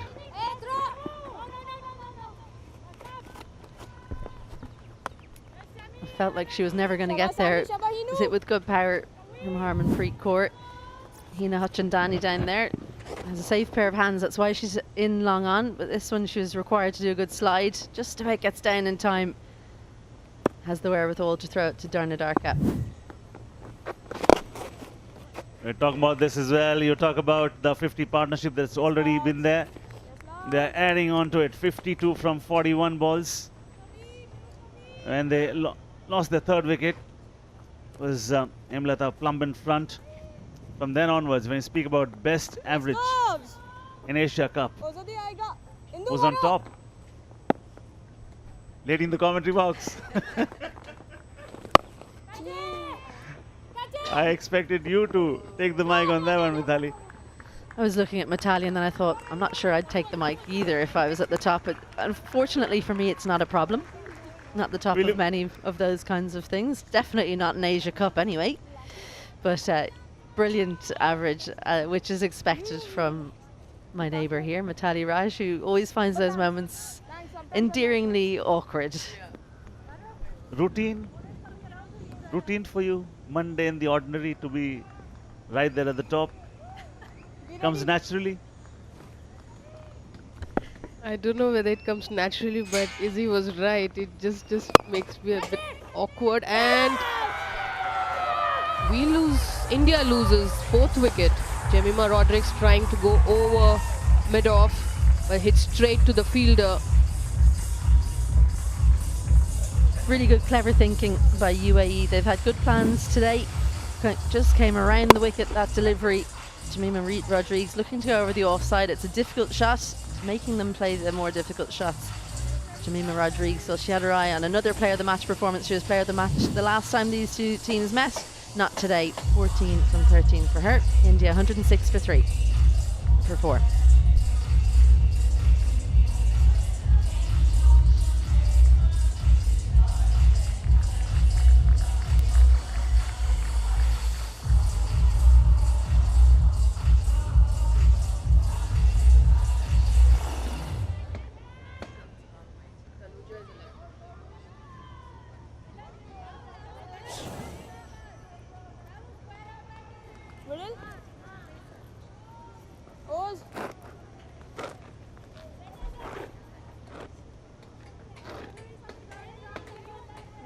Done.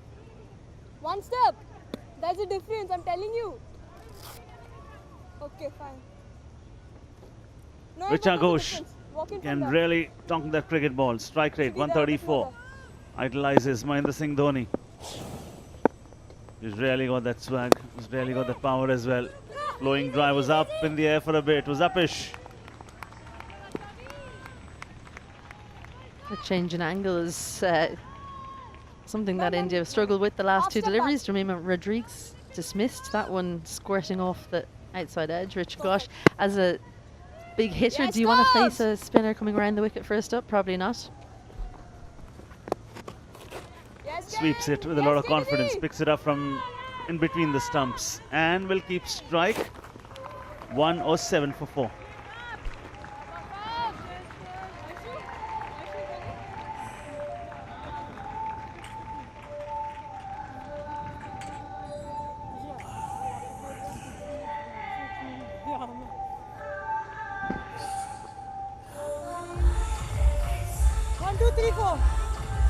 The partnership was good, the last one. 50 plus wickets, just when we thought Jemimah was getting set for a big one. This is how she perished. Mid-off was up, she wanted to clear the circle, perishes in the process. I think because, as Izzy rightly mentioned, the bowler coming around the stumps, creating that angle, probably Jemmy should have looked more wider to mid-off. She would have cleared the in circle, but she used a lot more power in that stroke rather than just timing, and she had to pay a cost. Isha has taken up on herself to come and have a bowl. A lot of bowlers these days wearing caps and bowling.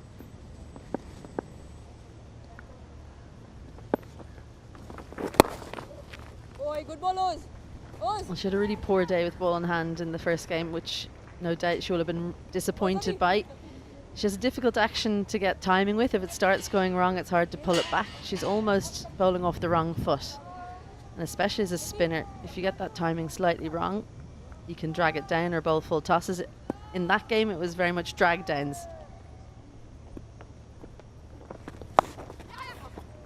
All about adventure. And this is when you don't have any protection, Mithali, on the offside on the boundary line. I think Harman is pretty strong even in the offside. I've seen her play those over the covers quite well. Seems like she probably was considering the wind factor. And as we talk, Richa Ghosh clears the offside field for a boundary. And that highlights the story that we're trying to narrate here. Offside, nobody there. All the fielders patrolling the boundary line on the onside. 4 is what you can take outside the circle. 4 is what Richa gets. Finds the gap, and that's the extra power of Richa Ghosh. The wrists as well, flicking through at the end. Neither fielder anywhere close to cutting that one off. Yeah, elegant wrist, free-flowing willow. She's got a good follow-through. When she drives powerfully. Was that the wrong line? Field. And that is what makes this Indian team so dangerous. Whichever batter is coming, I mean, they just don't take time to settle down. First ball, single, rotate the strike. And you can't have the same plan to any two batters in the Indian lineup. It's really difficult as a bowler. You can't get into a rhythm, can't get used to a field. You're always having to think, and then you've got to bowl the ball. Yeah, there is no let-up on intensity, Mithali. That's a very good thing. That's the reason why they are such a dangerous side. I think yes, also Richa Ghosh is one batter who can actually clear the boundary at will. I've seen some of her innings against Australia in India. And they also have the bowlers and of course the coach, Amol Mazumdar, who's a batting maestro in the domestic circle. Absolutely. Irony that he could not wear that colour for India, but he's donning that colour now as a coach. Amol Majumdar, the run machine in domestic cricket. 13 overs gone, 115 for 4.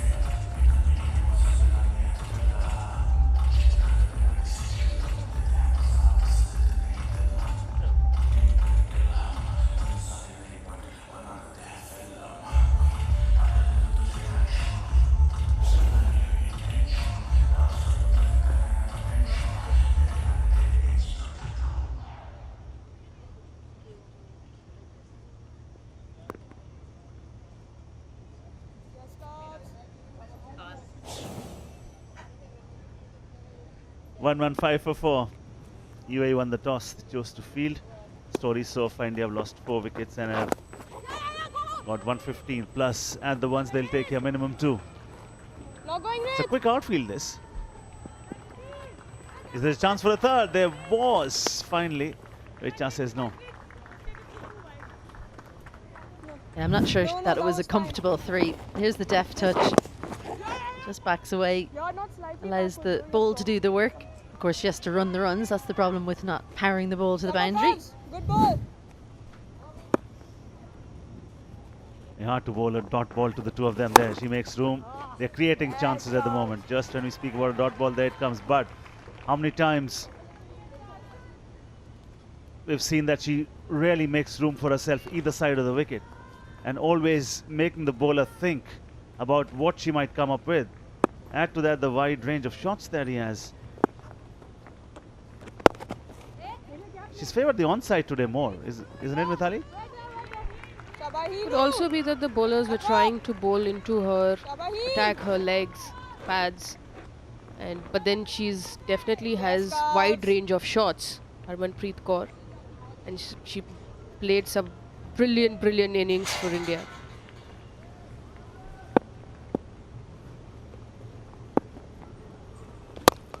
Oh, you can't bowl her there. How is that for power? How is that for quality? Maximum.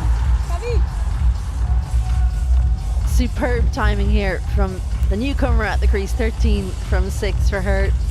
No wonder they have her at number 6, India. She's a real power punch, a sucker punch. You think you're getting into the tail? Absolutely not. Right at the bottom of the bat. It goes all the way.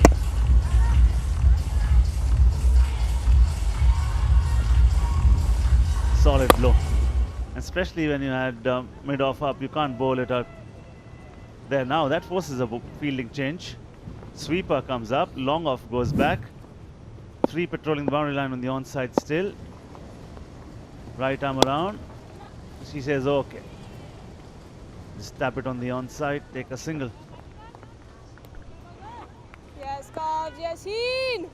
41 to Harmanpreet, 14 to Richa. This partnership 19 from 13. When you talk about the best strike rate in World T20 Internationals, second best. Now that means a lot. She comes in at a time when it's not easy to score runs. You're not the one who's making the use of the power play there. There's nothing on offer. There she comes and gets going straight away. We'll talk more on that. 14 gone, 1 to 5 for 4.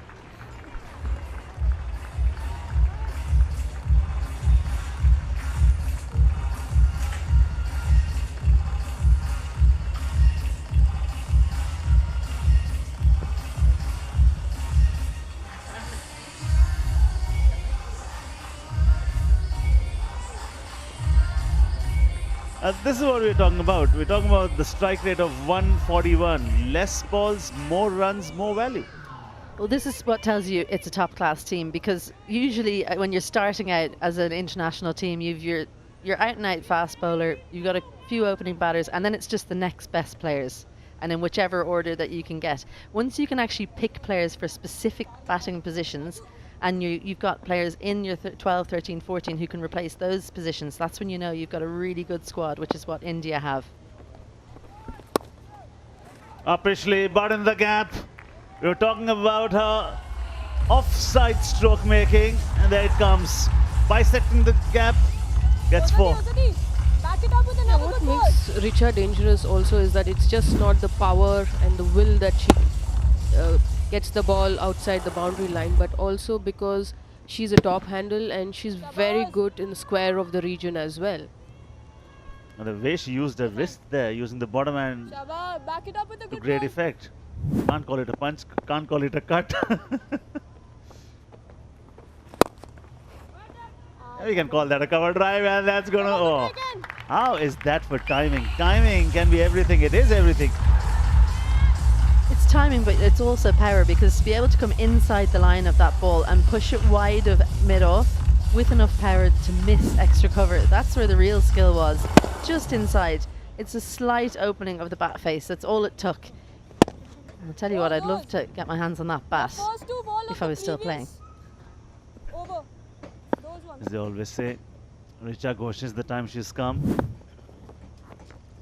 She's just making things work. In the gap yet again. At will, with utmost amount of ease. Richa gets another boundary. I think this Richa coming in at this order is very important, and I think is one of the best things to happen to the Indian team in the recent times, is because you have Shefali right at the top as opening, who gives that impactful start, and then you have someone in the middle order who can actually take the bowlers to all corners. When you really need to amp up the run rate, you have someone like Richa Ghosh, and she can also play a role where, you know, to build innings. She is capable of that. She has that game in her. And in between the two swashbucklers, our batters will always keep the scoreboard moving. Isn't it? Yes, yes, I do. Love that word. If I'd played the drive that Richa Ghosh had played a couple of deliveries ago and I was called swashbuckling, I'd be a bit unhappy, but then she did play that pull shot, so you can understand it. Coach having a good time with the team. Great test series. Australia, South Africa, good run with the team. It looks to be a very, very happy camp.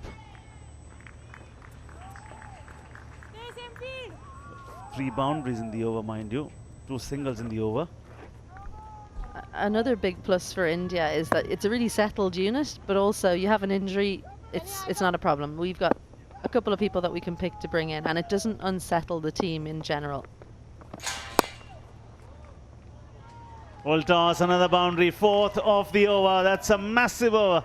15 gone, it's 143 for 4.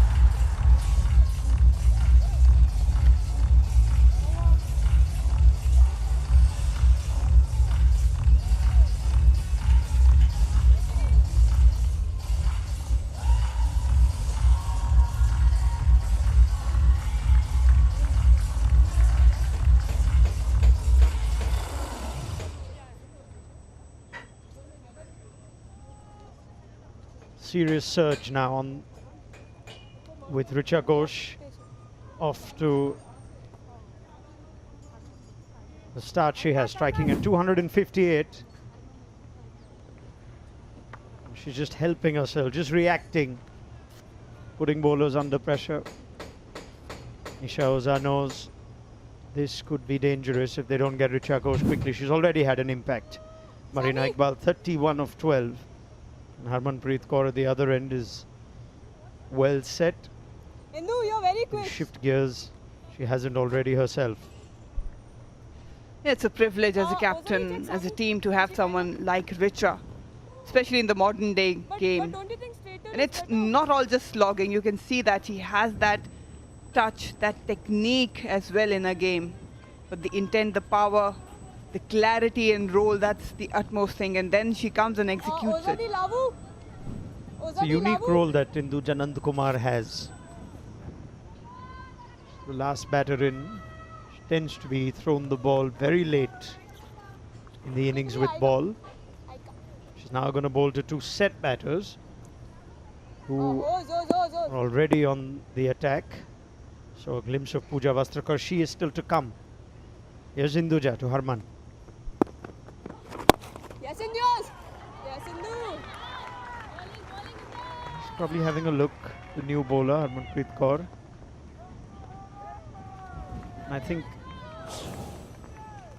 India would be delighted with this, because you could see the impact at the top. You got to 52 in quick time in the first 5, lost a few wickets, consolidation, and you resumed the power hitting. And the consolidation was that better than a run of ball. This is not about... I tell you what, that is an opportunity lost. Tirtha Satish, the wicket keeper,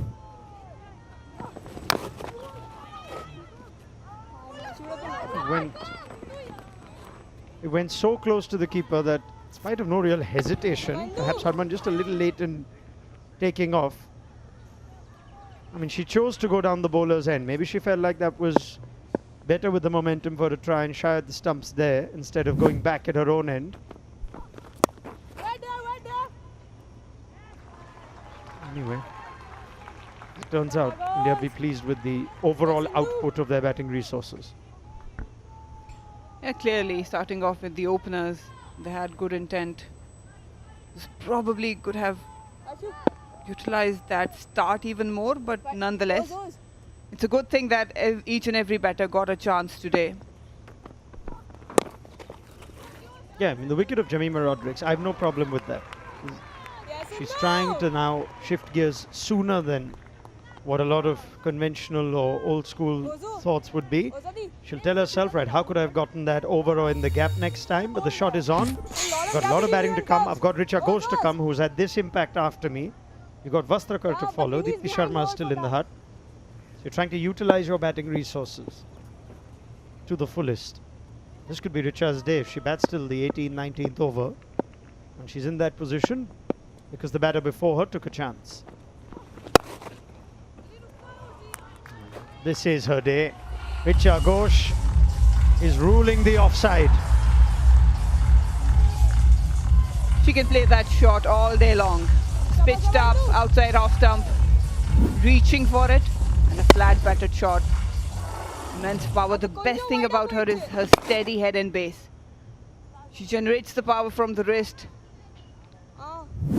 Another boundary against her name. Yeah, that steady head took a bit of a bump in that series against South Africa. Unfortunately, concussed. We're delighted to see her back and doing what she does best. It's not a bad over if Induja can finish well. Yes, You take 6 of the over if you're the UAE at this stage. 149 for 4. As they look to tick more and more boxes, Smriti Mandhana looked good, held out to Kavisha Kumari, and then Shefali foxed with the short scramble seam ball. Very next ball, Dayalan Hemlata cleaned up by Inoor Chandani. And at this stage, this is where Jenny was the opinion that shot is on, she can take on the bowling. It was again Kavisha Kumari, just couldn't clear mid off. full, it was in the slot on off stump, mid-off was inside the circle. And just the execution letting her down.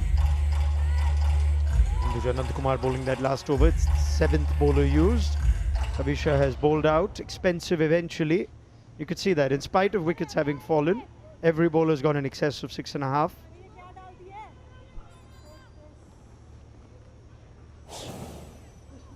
Well, definitely it has a lot to do with how good the Indian batters are, but again I think the line and lengths could have been better. The planning and execution could have been better from UAE. That's what you learn by playing against better oppositions, where you stand with your skill. Dharni Darka, important bowler here. She's the one bowler who can react to how Richa Ghosh is taking the others on. There's a lot of width that's been offered. And she's moved fine-legged deep backward square.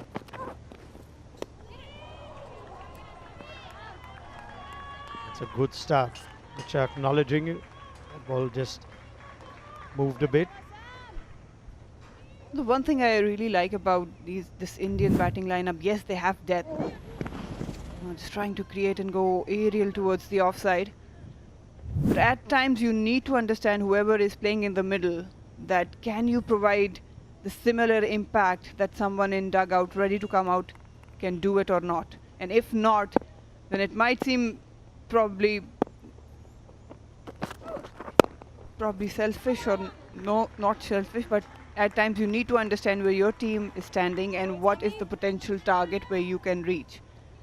And you need the role you're talking about, Jemimah. She knew that she has to go big.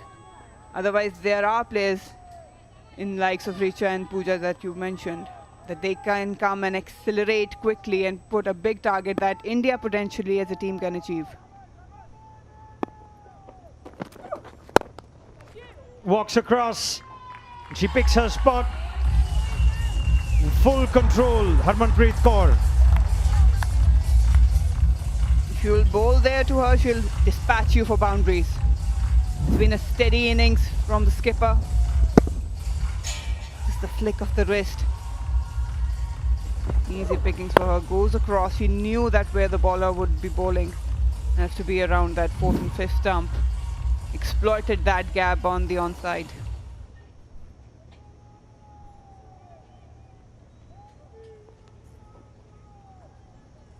Yeah, just a change in the field now. There is a fielder stationed exactly for that. It's an unusual field with a ring on the leg side where you've got deep mid-wicket, long on, and a fielder right in between them.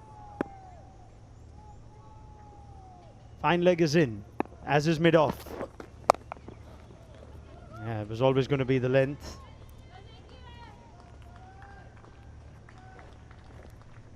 She's shown an affinity to the leg side today, Harmanpreet.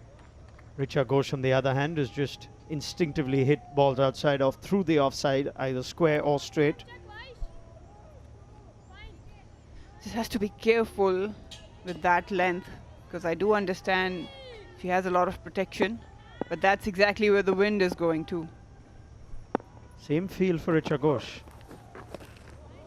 This is brave. Richa has shown how easily she's taken on the bowling when she's got some width. And there's just one fielder in the deep on the offside. That's at cover.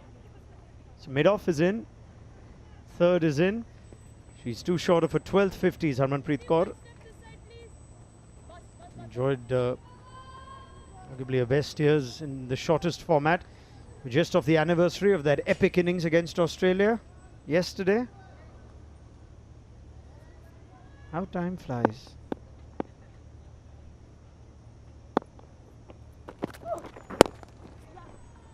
This is a really good over from Dharni Darka. She conceded the boundary.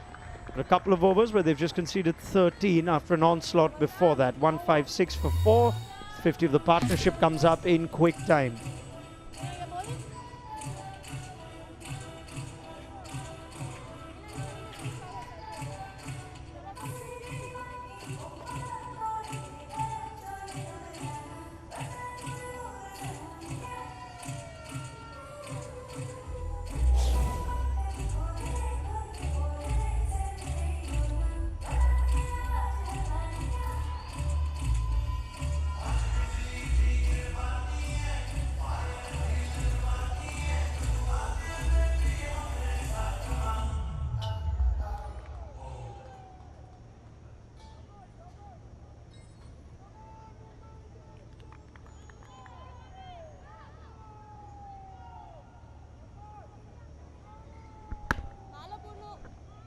50 of just 32 between Harmanpreet Kaur and Richa Ghosh, and Ghosh has dominated this partnership. 38 out of the 50 of her bat.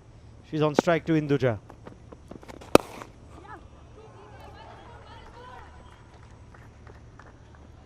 Back up.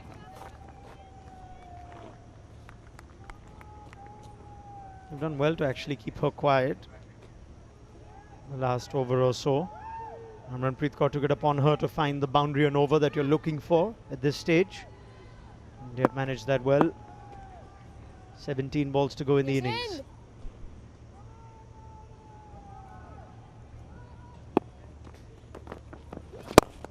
Oh, yes, Sindhu.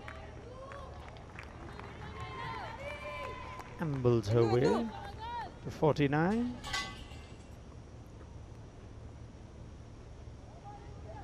Here I say that there might be a sudden shift in intensity right after that next run.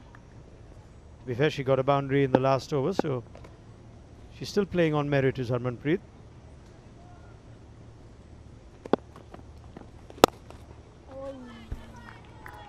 Unstoppable on the offside. Really good today from Richa Ghosh.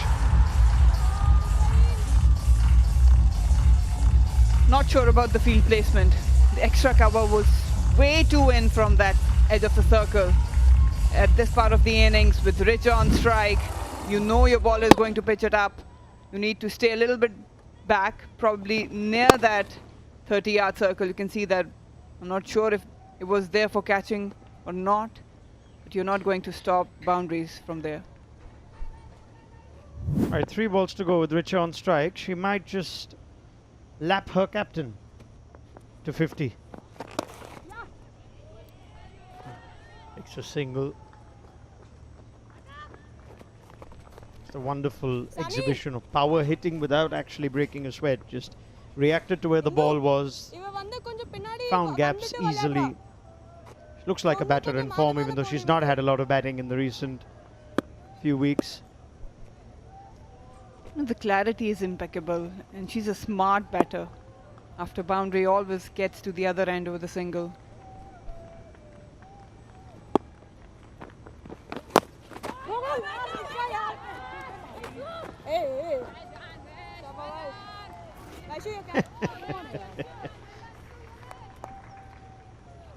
Well, whatever you do, don't run your captain out on 49. Harman thought the run was easily on, but it was Richa's call. It went fielder behind square on the offside. Oh, Zaiga.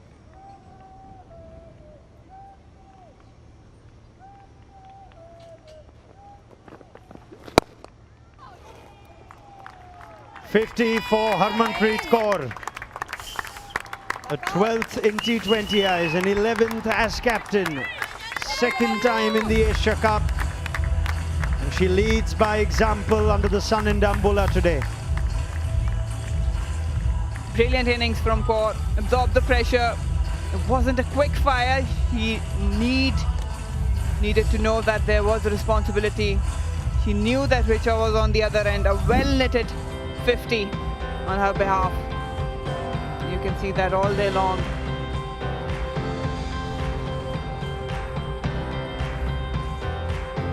Just such an assuring presence. Wickets fell quickly after a brisk start. Quiet, cool, calm head of Harmanpreet Kaur, all her experience. Just controlled the innings post the power play. And now she goes big. Got more height than distance. We'll get 2. So we might see a shorter ball now, as we should, from both batters. Now probably she'll unleash herself. Got 166, got a couple of overs to go. She might take the ballers on now.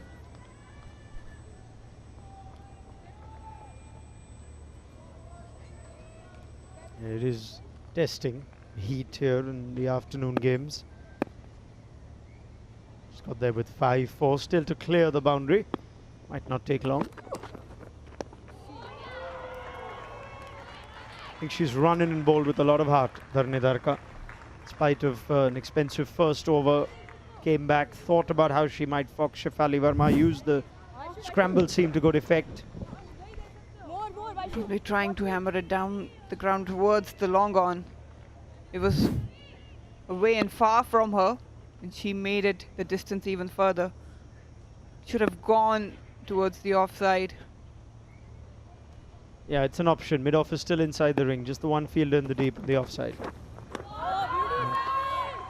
That is the ball that foxed Shefali. This one perhaps slightly closer.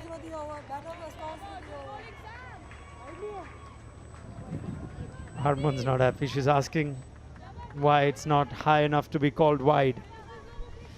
It's smart bowling. It's coming it up, dropping it short. Absolutely correct decision by square leg. That one is wide, on line.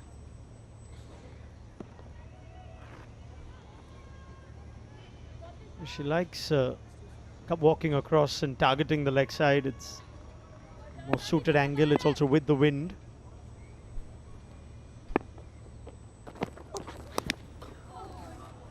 That's unlucky. Darnidarka, she's getting the better of Harman. But a little edge with the fine leg in the ring will give India's captain 4 more. Picked a boundary nonetheless, but Harman is adamant to clear that leg side boundary. Again goes back and cross. Got a bit of wood on it. Need to remind herself. We all know that she can play towards the offside mid-on, still in circle. It's far easier.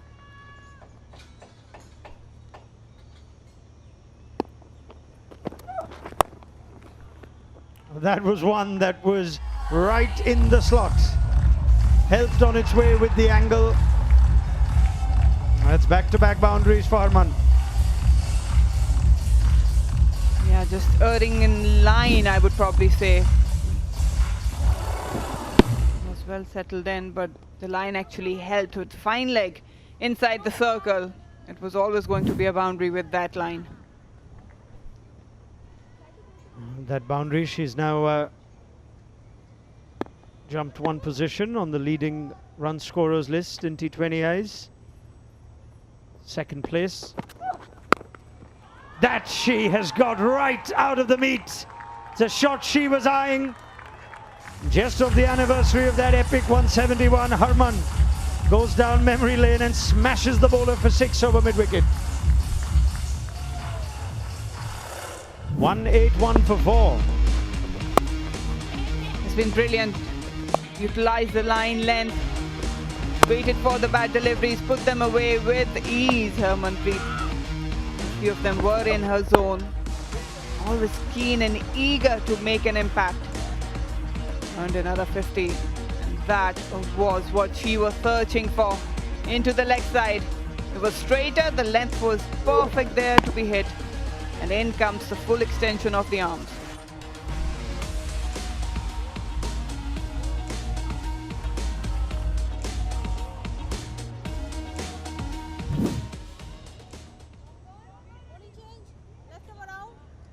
She'd love to get back on strike now. That would have felt so sweet, especially after so many attempts of giving it everything. You need to go a bit straighter, girl. Getting a lucky boundary of the edge, missing a few, annoyed at a non-wide.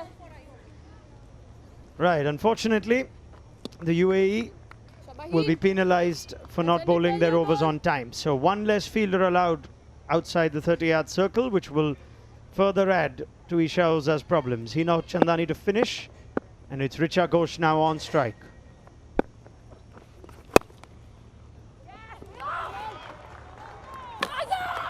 There is an appeal.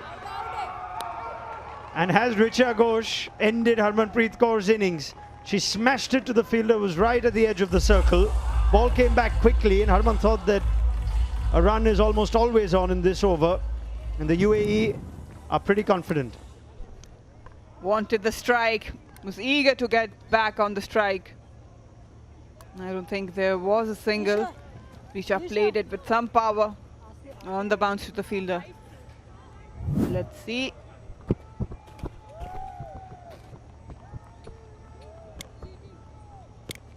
Okay, this is, I think we'll have to look at the other angle. Right, this will give us a better idea. Yeah, I think she's just short. She's just short, yep. Shame that. She was just... yeah,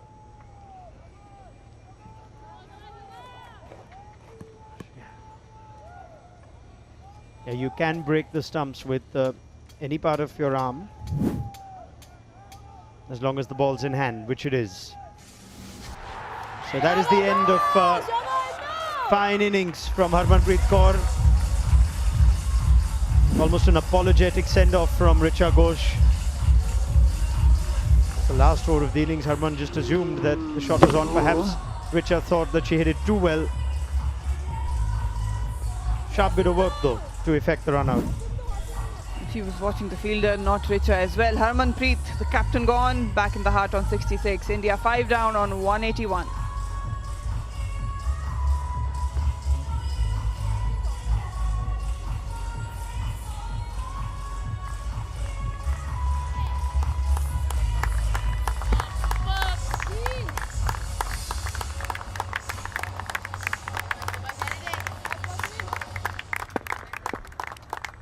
Well, she's been received with warm applause.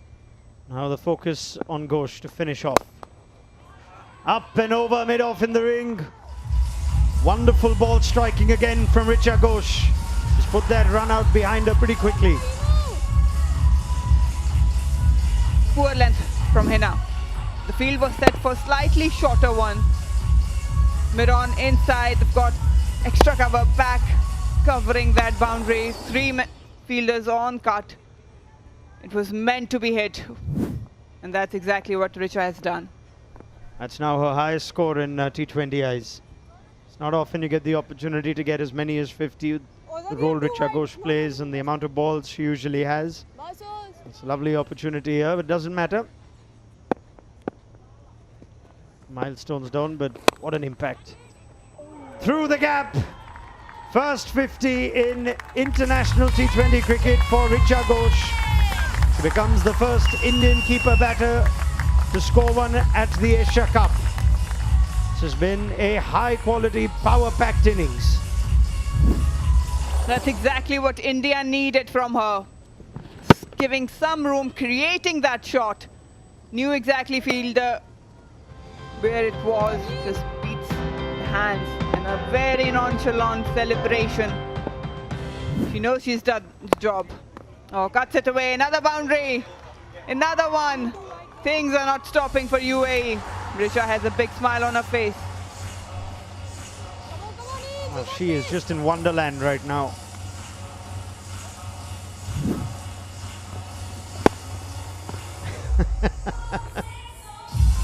Well, she's followed the ball, reacted, and no matter where she ends up, the ball always finds the middle of the bat.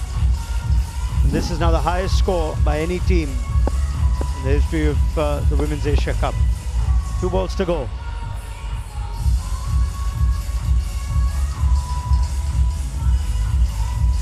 Again, we are still seeing just the one fielder in the deep on the offside. She cannot leave the stumps. Doesn't matter what the length is. Richa Ghosh is just far too good.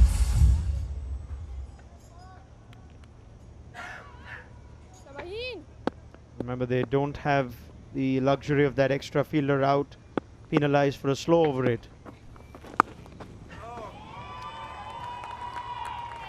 That territory is now renamed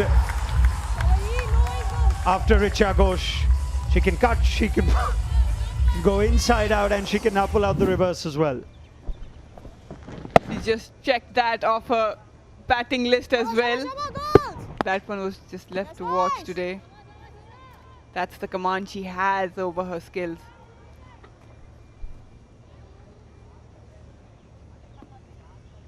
.60 of 28, 11 fours, 1 6, strike rate 214. Just over. The extra fielder inside the circle has cost the UAE dearly. India go past 200 for the first time in T20Is. And they have Richa Ghosh to thank for it. 64 of 29, striking at 220. This has been an innings to remember. She knew exactly where the fielder was. Just rocked back to create that length from where she can get that elevation. Easily done. Has been a superb innings from Richa Ghosh. Isha Oza will have a lot to think and a lot to reflect on. But right now, it's all about Isha Ghosh. I beg your pardon, 64 of 29. She's played with such command and clarity. Yeah, she's just thrown us all into a frenzy. Richa Ghosh, 64 of 29, batted just 38 minutes. What an impact she has had. India would be delighted with the overall use of their batting resources. Shefali Verma and Smriti Mandhana between them putting up 50 in 27 balls. Hemlata missed out today. And then Harmanpreet Kaur and Jemimah Rodrigues just consolidated as they must. Went it over a run of ball. Richa Ghosh, an outstanding innings. First 50 for her in T20 eyes. And she powers India 200 plus for the first time in T20I cricket.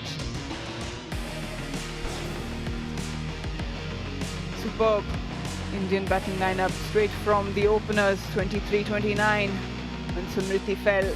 But that partnership of 75, the most important one, coming in just 46 deliveries, courtesy to Richa Ghosh. Brilliant batting, given the T20 eyes, made India reach 201. Well, this is going to be a long highlights reel, courtesy Richa Ghosh. The UAE decided to bowl first. On winning the toss, Smriti Mandhana, delightful six. Shefali Verma was matching a shot for shot, but then Kavisha Kumari came on and the big wicket of Smriti. Good catch by Pranita Rajit. Shefali carried on in her way, taking down the spin and pace. Dharni Darka though dug one in, and that saw the end of Shefali Verma. Tirtha Satish just about holding on. Hemlata followed next ball. At that point, the UAE thought they might have pulled themselves back in the game. Then Harmanpreet Kaur and Jemimah Rodrigues. Cool, calm, composed. And yet Harman finding the boundary almost at will. Jemimah Rodrigues in pursuit of the boundary herself, perishing. Second catch for Ajit today. That allowed Richa Ghosh to face as many as 29 balls and start counting how often she found the gap on the offside. That's 4 already, 5. Just for variety, picked one on the leg side, but then the UAE had no answers. Harmanpreet Kaur then powered her way to 12th 50. A wonderful effort from her. She was the ice and Richa Ghosh was fire. Finally got one out of the screws to end Dharni Darka's spell. First ball of the last over. Good bit of work. Slight confusion. And that resulted in the Indian captain being run out. But Ghosh, we didn't have time to put all her boundaries in. 201 is the highest team total in the history of the Asia Cup. India have broken their own record, as they did the last time as well.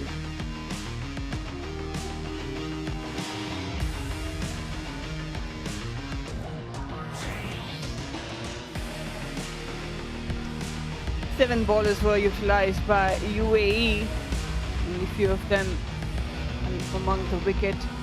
Samaira, one with Shefali's wicket, 2 for Kavisha Kumari, important one, and 1 for Hina. But they couldn't really contain India, posting 200 on board. Well, this is a mammoth task for the UAE. They do well if they get anywhere near this. But they need 202, and India go in as favourites. We will have the run chase coming up very shortly.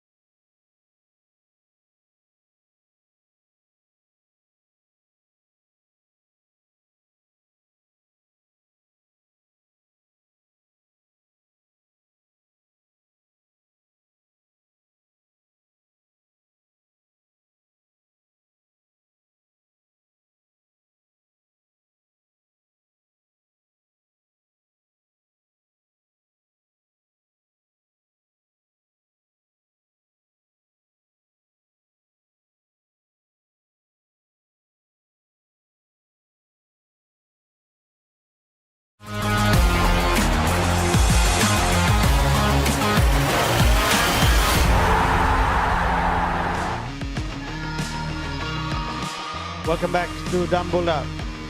Group A action in the Asia Cup, where India, the defending champions, are taking on the UAE. They have posted their highest ever score in T20 cricket. 201 courtesy, stabilising innings from Harmanpreet Kaur. And an absolute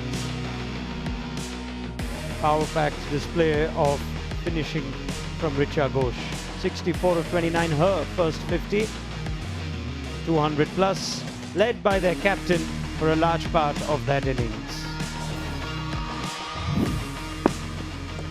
Saw a couple of wickets fall in quick succession as she walked out. Did Harmanpreet Kaur. Consolidated the innings but never looked in any discomfort. Went at more than a runner ball. Just made optimum use of the batting conditions, which teams haven't done so far, batting first. It's supposed to show you get value for your shots, and she brought up a 12-15 T20Is.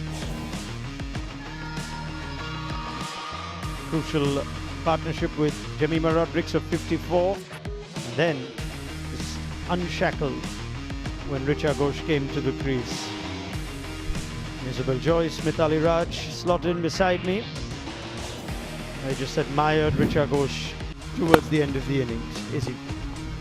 It's the way she plays with such ease in these kinds of situations. Right at the end in particular, never tried to overhit the ball. When you have that kind of power, why would you?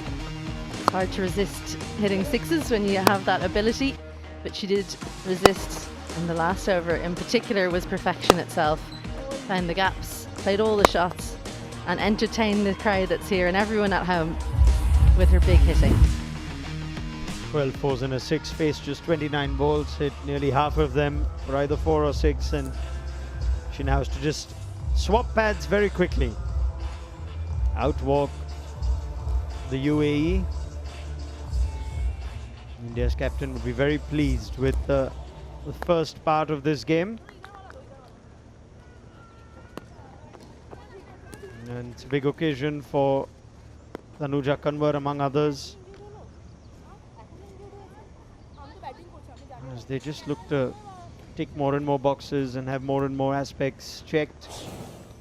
This effort would please them. But Isha Oza has her own goals as captain of the UAE. Disappointing defeat in the last game, all triggered by the inauspicious start of her being run out. She'd like to do better, and Tirtha Satish will have to make sure the calling is clear. They're both important batters at the top. Satish herself, gifted left-hand batter. Renuka Singh Thakur will start proceedings off for India. A couple of wickets in the last game of the last 2 balls of her spell against Pakistan. 2 fielders out on the deep are both on the leg side. Deep fine leg, deep backward square with a slip in place. Come right arm over to you. And UAE with more than a mountain to climb. Here's Renuka.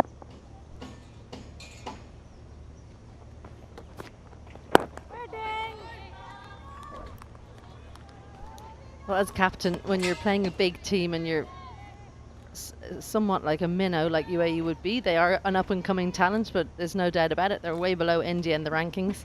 As a captain, when you've just been hit around for 201 and you're opening the batting, it's so important to clear the mind. So I hope Isha Oza got that opportunity just a few minutes by herself before going out in the middle, because it comes from a team game into a personal game when you go out there to open the batting.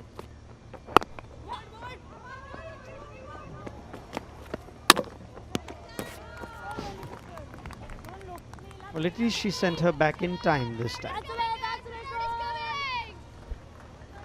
Pretty sure Tirtha Satish was leaning on the bat at the non-striker's end. She had the hand up early. Head back, captain. I want to stay batting with you for a bit longer today. There's never a single there. Just getting a little warm-up shuttle in.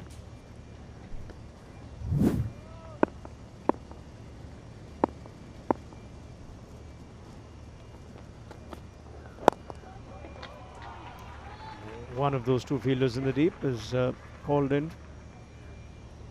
I think also, Mithali, we've seen for the first time a team actually show us how much is possible batting first. And these conditions here in Dambola. So I think right from the first game, all of us felt that the wicket is a good wicket to bat on. It's just the application from the batters. We didn't get to see whoever got the opportunity to bat first in the innings. And today Indian team definitely had shown there's nothing much in the wicket. Yes, there is a little bit of it which might help the bowlers if you get your lengths right in the line. But other than that, I think it doesn't do anything for there's hardly turn that we got to see today. It was a flat track. Yeah, you almost have to think about how you're going to get a batter out.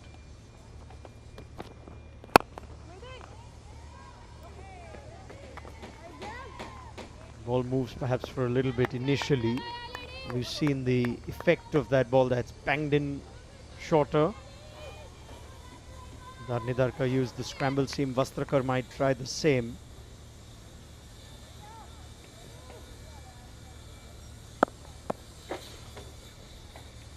The substitute fielder is on.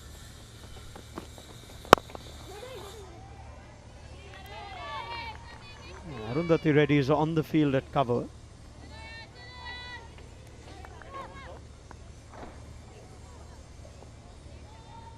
So Hemlata off the field.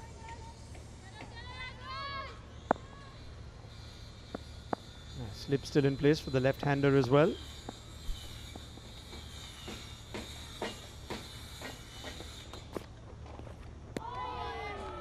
Beautiful shape. Testing the outside edge. It's a good start for Renuka in India. The UAE are one without loss.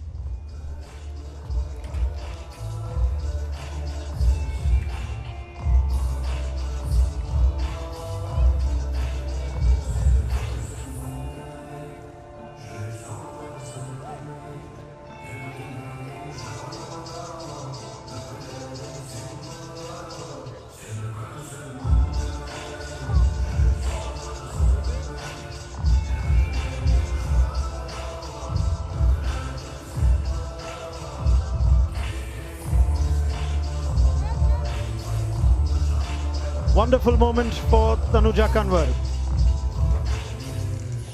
Handed an international debut, just adding to the list of players that have impressed in the 2 editions of the Women's Premier League. Earned the right to now wear India colours. Presented her cap from her state mate, who just finished bowling the first over, and they'll now bowl in tandem. Slightly concerning. A lot of bandaging.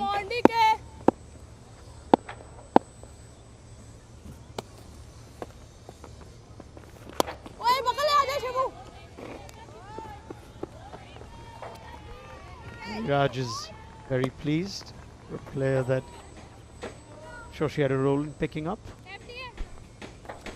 Well, Tanuja, I remember, she was pretty disappointed when she didn't get picked for the Bangladesh series this year, because she felt she did everything what was required, the performance in the WPL, and I think universe has its way. She gets a call and she gets to even play and maybe open from the other end, the second over of the innings.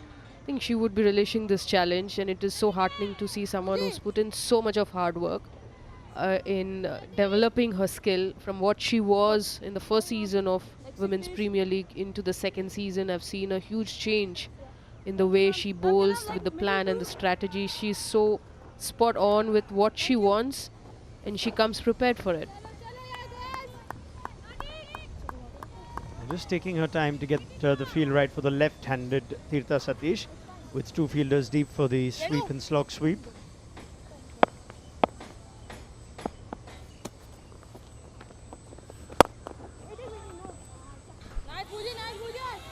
Well, it's an interesting field because Tirtha Satish, yes, she can sweep. Oh, there's the cap. It was a big cheer. She's obviously a very popular character within this Indian setup. Everyone's so pleased for her. And that's what you have to think of when you're disappointed to be left out. Opportunities will come, and it has come. Just talking about the field, the strength for Tirtha Satish in particular is just wide of long on, just over the top. She likes to use the bottom hand right at the last second, playing down the ground and go wide of long on. So that'll be tempting her. Slip is coming out now. Into 45, those square fielders on the boundary just moving around a little bit. Almost her first international wicket. Just short of Shefali Verma. This is such a different looking Tirtha Satish to what we're used to seeing, just questioning herself in her shots. She should have just gone through with the shot. I think she might have been able to get it over the infield. She has really good hands. She can usually add a bit of pace at the end with her wrists, but she's questioning herself and pulled back in the shot, almost cost her. More good work. And watch out for that foxy little variation that she has. She suddenly releases the ball from well behind the popping crease. Finished with 10 wickets in the 2024 edition of the WPL. Impressed even in the one-day trophy for Railways before last year's auction. Taking giant strides as she finishes her first over in India colours. It's 2 without loss.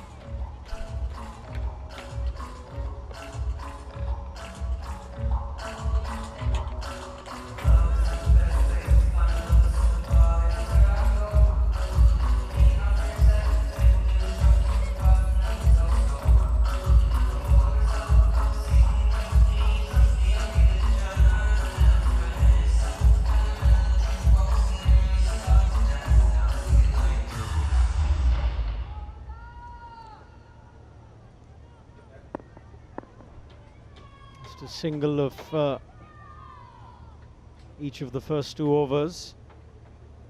It's not how UAE would have wanted to start with the equation at 200 plus.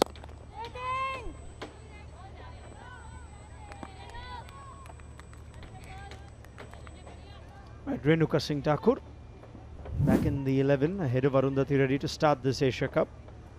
As so often with female bowlers, moves the ball into the right-hander. That's why her middle finger's on the seam. You want the shiny side pointing towards the covers if you're going to swing the ball in. You want the seam slightly towards that side as well. Gives you the best opportunity of standing the seam up, which we often see from Renuka.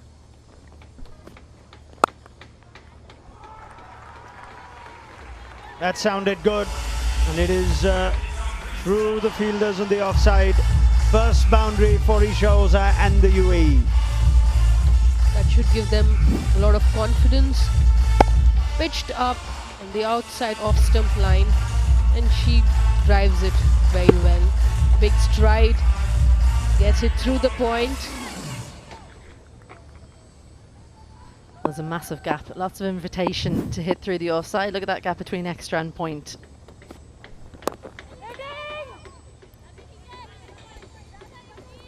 It's a real setup on the cards here. Richa is a top-class batter. She knows that they're trying to get her to nick off, trying to get her to play a shorter delivery, good length delivery, one that maybe leaves her. There's a catcher ready, but that one was too full. Easy pickings for Richa Ghosh. She's the #1 batter by a long stretch for UAE.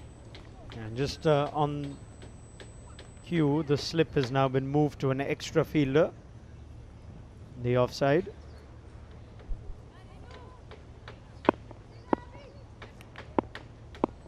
Not seen a lot of catches or chances go to slip in these first 5 games.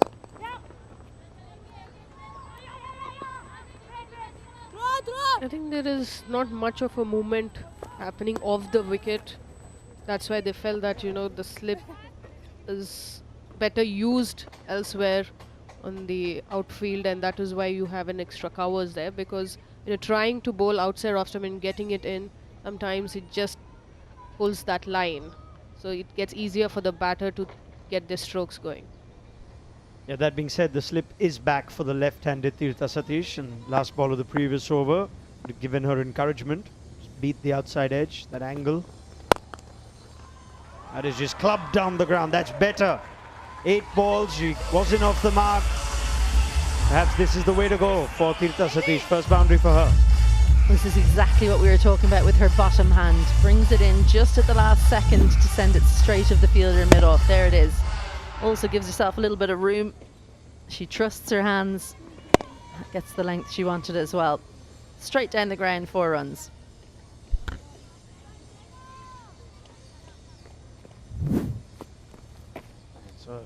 power-packed forehand. Almost. Richa Ghosh has reacted and decided to come up to keep Tirtha Satish in her crease. She can do nothing wrong today, Richa. 11 without loss.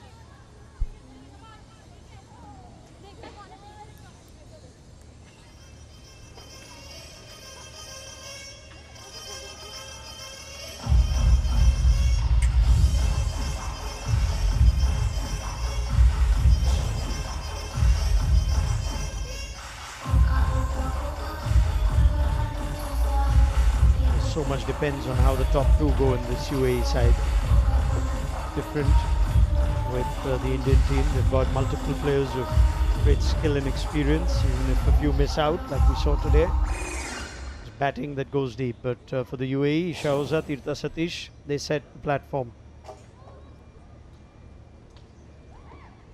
Well, just the 1 over for Tanuja Kanwar for now.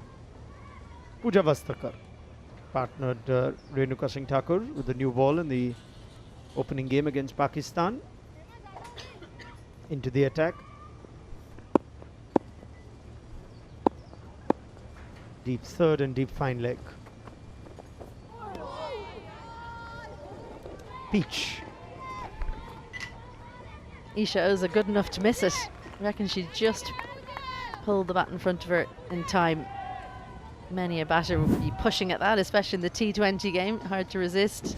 Oh, that's not far away from the bat or the stump. Another coat of paint. And she would have heard the clinking of the bails.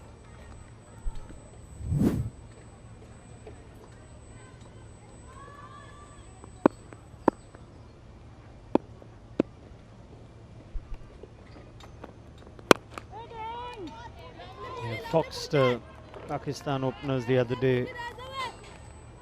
The ball that she banged in, scrambled seam.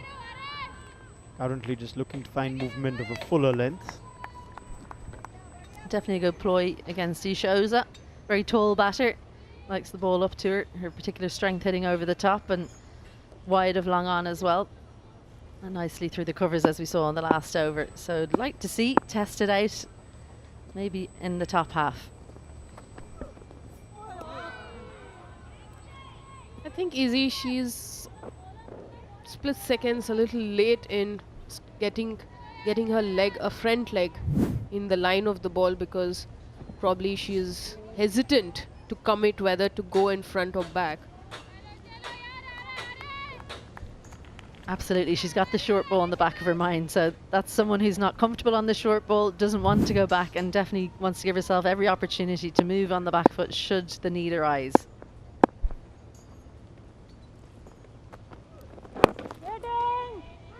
There's just something tentative about these first 10 or 12 balls Isha Oza has played. Different from how she approached the short period of play that she was around in the game against Nepal. Perhaps just shocked after how the ball was carted around towards the end of the innings and disappointed. UAE didn't bowl all that badly. No, they didn't, and that's a point that I think is important to show, because it wasn't bad bowling. I think if they'd bowled that against plenty of other teams in the competition, they would have gone for plenty less runs. It's just the skill levels on show. And I wonder if those bowlers had the Indian fielders for them, because their fielding probably wasn't up to scratch. Well, there is the short one, testing her out. She was ready for it. Practiced the pull shot after. And UAE did feel better today, but India are at another level. In particular, we've seen Jemimah Rodrigues in the extra cover. Her anticipation is second to none. Well, there it is. That's what she was worried about. Managed to keep this periscope down and just about gets out of the way.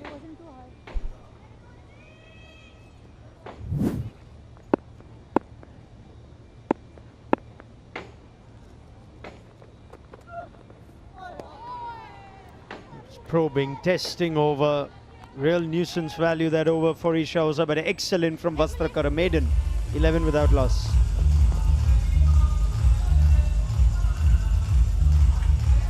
Well, India looking good to add to their tally of points this game. And Isha Oza, don't worry about the struggle she had in the last over. She's a fine cricketer. ICC Women's Associate Player of the Year 2022. Most runs in T20Is this calendar year. And also was the joint second fastest to 1,000 runs.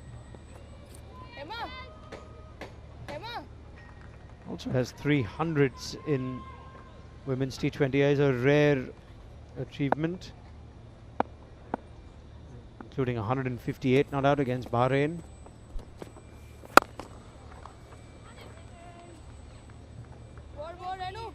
Renuka, as we've seen, often gets 3 overs with the new ball.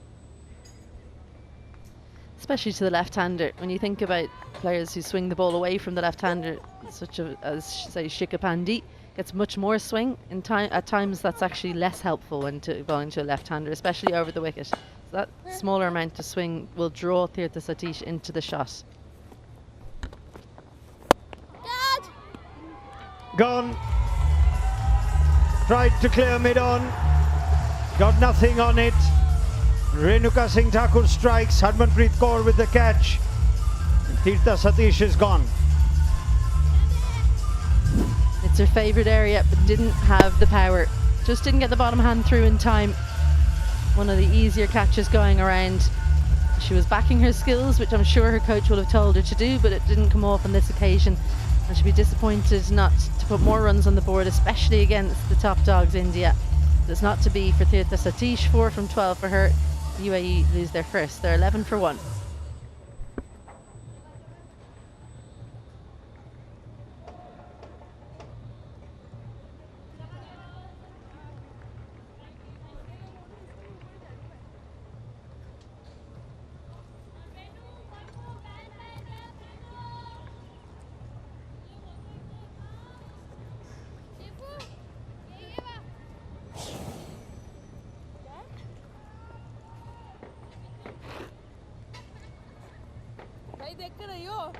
Renita Rajit at number 3. Thank you. Went hard against Nepal, got a boundary and got herself dismissed soon after. Need more than her best of 19 if they are to put out a fight. Keep her still up.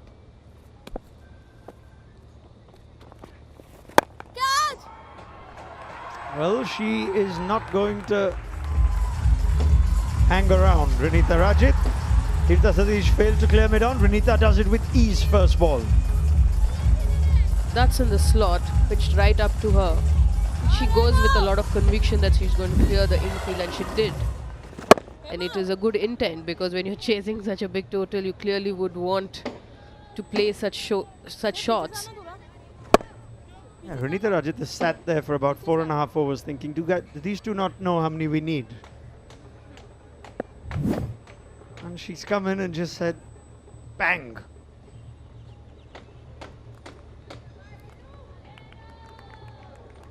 That slip is showing respect now.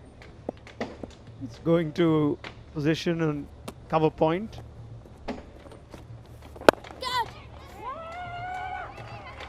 That is through.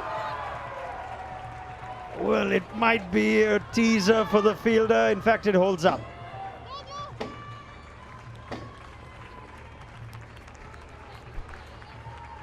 A tired looking piece of fielding there.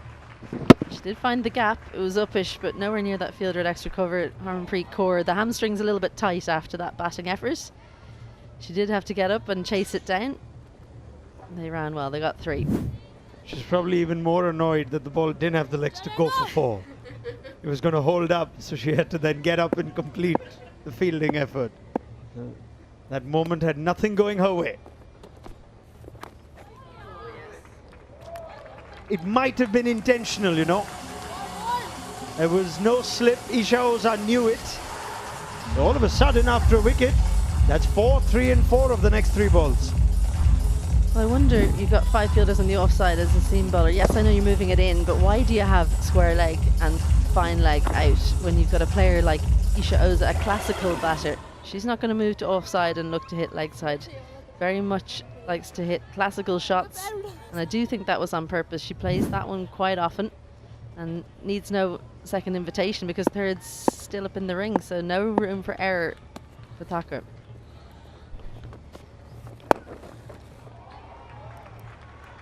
Those are where the two fielders are. Oh, he went full over, 12 off it, and the wicket of Tirtha Satish. It's 23 for 1.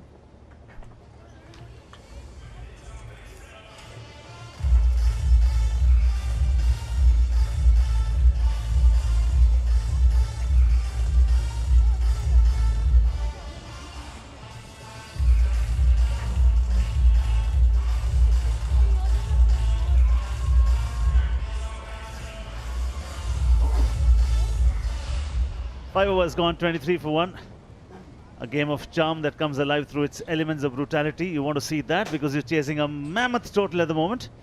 And if last over was any indication, we just might be in for some entertainment. As I welcome former Pakistan international and selector Marina Iqbal. Good afternoon. Good afternoon, Paddy. Some good shots we witnessed from Isha Oza. We all know that she's a good batter, but this one, just trying to get underneath it, was a little fuller, couldn't get the elevation. First one down for UAE. But this partnership will be very important. Isha likes to rely on traditional shots. Renatha can use the long handle. Tirtha perished after having consumed 12 deliveries for a 4 runs. When you're chasing 10 runs per over right at the start, you should at least target 60 in the first 6, if not more. Clean that up! The sound of the bamboo is the most pleasing for any bowler. Vastraka strikes. She was a little late on it. There's a difference in pace when it comes to Pooja and Thakur, Renuka Thakur. This one much quicker. She likes to hit the deck hard, trying to create room. It wasn't there. Again, just trying to angle it to an incoming ball. Never a wise choice. 2 down for UAE now. India would be delighted. Renatha Rajit gone on 7, 24 for 2.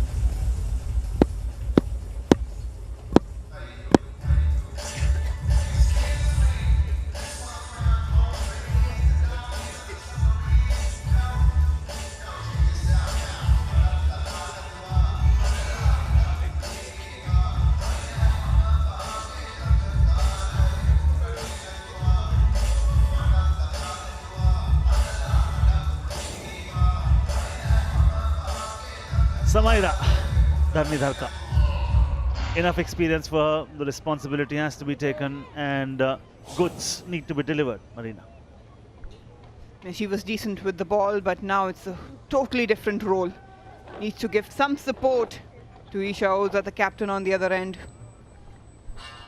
Yeah, I mean, when we look at this run chase, you take that last over out of equation and suddenly you'll find that this striking ability was just not there. Look where she's standing.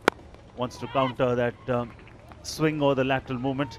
We'll take a look at that wicket yet again. Simple philosophy. Simplicity is the greatest virtue. You miss, I hit. Yeah, just again you can see going deep into the crease, trying to angle it. It wasn't a smart choice. Had she played that elegant back foot punches that we witnessed in the first innings from Smriti, that would have been a better choice. The ball skids on when Pooja is bowling. She's got some pace, some nip behind her bowling. Oh, that is sheer bad luck, nothing else. The bowling was sheer quality, thickish outside edge. Didn't look comfortable, Isha Oza. She's a bit quicker, a bit nippy. You have to be on your toes. Again, just going deep into the crease won't help. You would feel for India, but Isha will take it. Runs coming in any form or shape, UAE will be happy. Absolutely, especially when you are chasing 2-2 to win this contest. More so when you lost the previous one. Upish this time around, short delivery. You will expect that sort of stuff coming in from Pooja Vastrakar because that is a stock delivery. The ploy is not to allow the batter to take that front foot out. Yeah, she's a smart bowler. She knows that her stock ball is that surprise ball. She comes and bangs it in. And we saw that against Pakistan put to effective use, and that's exactly what she might do here. Test Musa or Sumaira. From within the stumps yet again, except for the bowler and the wicketkeeper, everyone else was appealing. 31 for 2, power play done. And the story of the power play has been simple. Ball's domination over the bat. Marina. It's been a mix and match. Few half chances, but some glorious drive to be witnessed from Richa Ghosh as well. That was a straight one. That was another beauty. Just need to be careful where your off stump is. Was tested. This was the first one to fall. Some good striking of the ball. Richa Ghosh is very delicate, intelligent player. Another one gone with Pooja, just nipping and hitting the stumps. Renita becoming the second victim. She went for 7, played just 3 deliveries. She wanted to accelerate the run rate, and that's the need of the hour. What I'd like to see from UAE is some sort of fight. I mean, you may win, you may not win. Some things are beyond the realm of winning and losing. It is not just about great participation. It's about showing that you've got the mantle. You lost the last game. Hunger has to be seen. You have to go hard at India. You can't say, okay, we played the complete 20 overs, we are 120 at the end of it. That makes no sense. Especially when you're chasing a mammoth total like 202, all you need to do is break it down. Don't look at it as a big total. Just have your little targets. And probably that's what UAE should be doing. What the power play score should be, 31 for 2. They'll take it. But from now on, they need to utilize the freedom, the spaces they have, the open gaps. They can pick 1s and 2s. Comparison, India at the similar stage, 56 for 3. UAE are 31 for 2. Of course, when you see on paper the sort of talent on display for both sides, of course India starts strong, no doubt about that. But when you speak about ability, you are talking about the top 8 teams in Asia. You are here for a purpose. You have the quality. So they'll have to play out of their skin here, agreed, but the intent has to be very positive. Upish, that should have been taken. That will surely go down as a drop catch, no doubt about that. Jemimah Rodrigues, she tried her best. She's not one of those tall girls. It was hit hard, trying to get the elevation. Probably a little late on that occasion, Jemimah. 50 extra catches after the game. Coach Monish Bali will be waiting with that roster for you. Fielding coach Monish Bali is what we're talking about. Coach is Amol Majumdar. Yeah, we've witnessed some exceptional fielding from Sri Lanka. She's a really good fielder, Jemimah. Just a hard chance, that you would say. Smiles, don't worry, I'll get it again. Yeah, that's how you should deal with it. You should have the capability and the capacity to delete it from your system. You shouldn't be carrying that at the back of your mind. It's happened, delete it, move ahead. You don't have the worst life. You've just dropped a catch, that's okay. Live in the present. Jumps down the track, they've got protection there. Good over this in terms of accuracy, in terms of economy. Just 4 conceded, 7 gone, 35 for 2. It's a double header today, mind you. And Marina, you need to tell us what's coming up next. Well, Pakistan, wounded and bruised, were definitely looking to dominate this game, but don't take Nepal as an easy opponent. They've won their first game, they've created history, they are on the right track of progression. And we'll see how they go about this match tonight at 6:30. A game of opportunity, choice, patience and reflection. Cricket, we're celebrating cricket right here in Dambulla, Sri Lanka. It's the Asia Cup. 4 teams per group. India, Nepal, UAE, Pakistan. When you talk about only 2 can qualify for the semis, India already have a win under their belt. So have Nepal. Pakistan searching for their first win.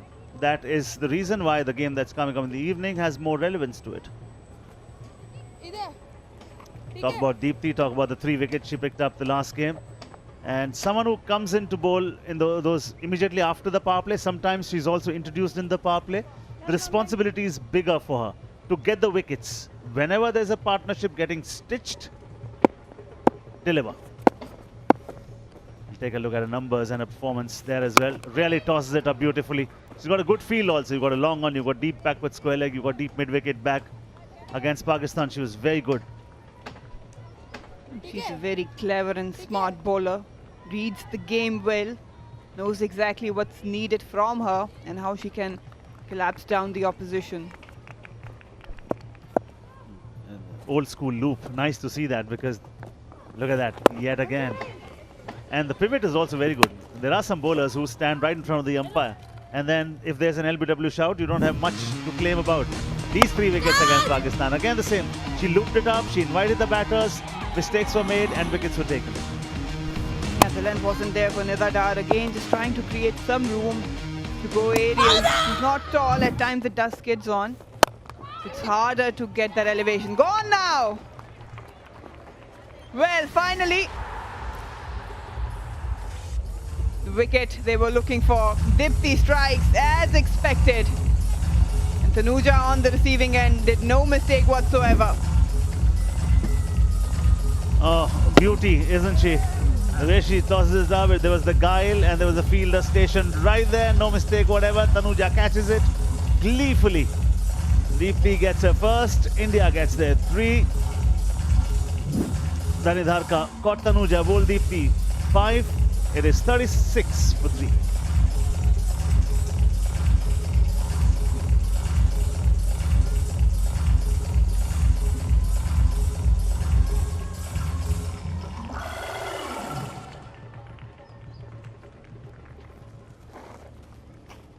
Please. Thank you. Kavisha Kumari, a lot of experience. 81 matches. Very good average. Just look at that average, nearly 35. That tells you she can bat. But if you look at that strike rate, that needs to get better. Especially because you're chasing 2 or 2 to win this contest. You just need to be clinical about this run chase. Again, don't look at the 200 as a whole target. Dipti once again. That was a forced shot. It was way outside off stump. But have never got that elevation. Just slammed it straight to Tanuja. And we talk about this chase and we talk about such teams playing against better opponents. Just imagine if Isha or Kavisha can score some runs against top-notch bowlers. That will boost their confidence. Oh, absolutely. And it starts to all that sound. It is out of the ground. That will give the confidence you're looking for. Isha Uza telling us why she is such an important part of UAE and what class she has. That was put away with some ease. The length was there, line was perfect for her. Good follow through of the bat. Perfect timing and a great result. Hold on, hold on, hold on. All is not over in this game yet. Yes, the required run rate is 13.07, but Isha Oza has played some magnificent shots. 3 boundaries and a 6, 8 gone. 43 for 3.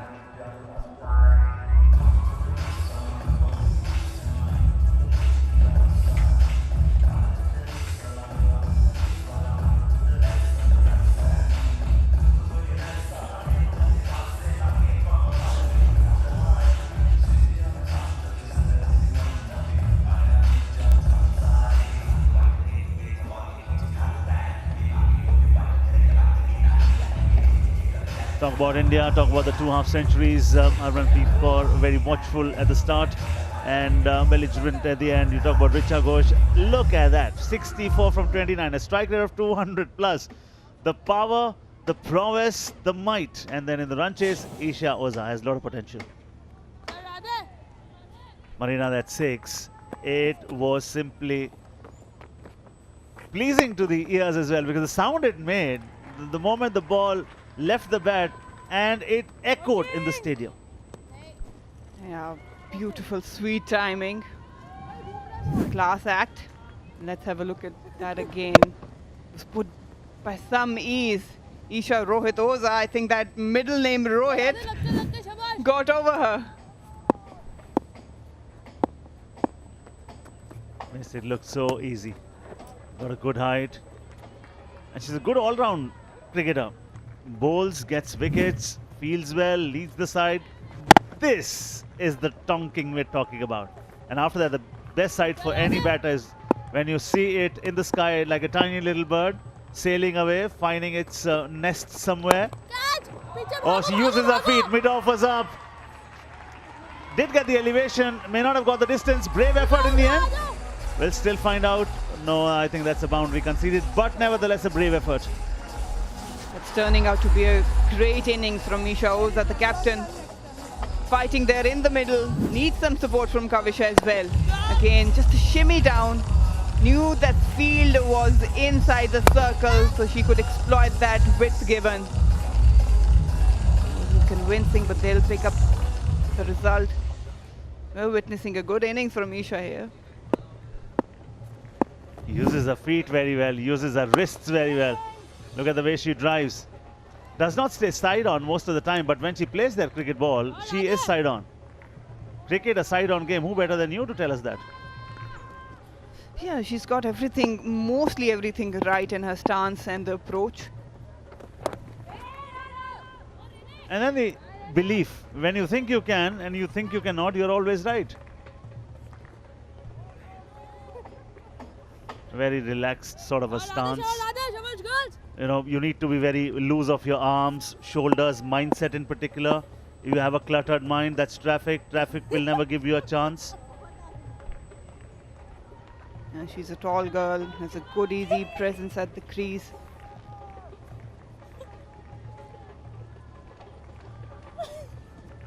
And they always say, whenever you have a good stance, when you have good technique, when you run out of form, it's easy to come back to form if you have a good technique. Talk about the power there. Talk about finding the gap there. She is really hitting that cricket ball to quite a distance. Another boundary. She's got some shots under her sleeve and a big heart. A very steady stance. Again, just slightly clearing that front leg. A forward push, and she realizes that the length is there. And most importantly, she never checks her shot. There is a full extension of arms. Yeah, very, very vital point that you make, Marina. Because the clarity of thought, when you go for it, go wholeheartedly. Either be totally into it or be blissfully uninterested. There she says, I don't find a need for that one. She's got all other shots. Why would you play something like that? China was gone 53 for 3.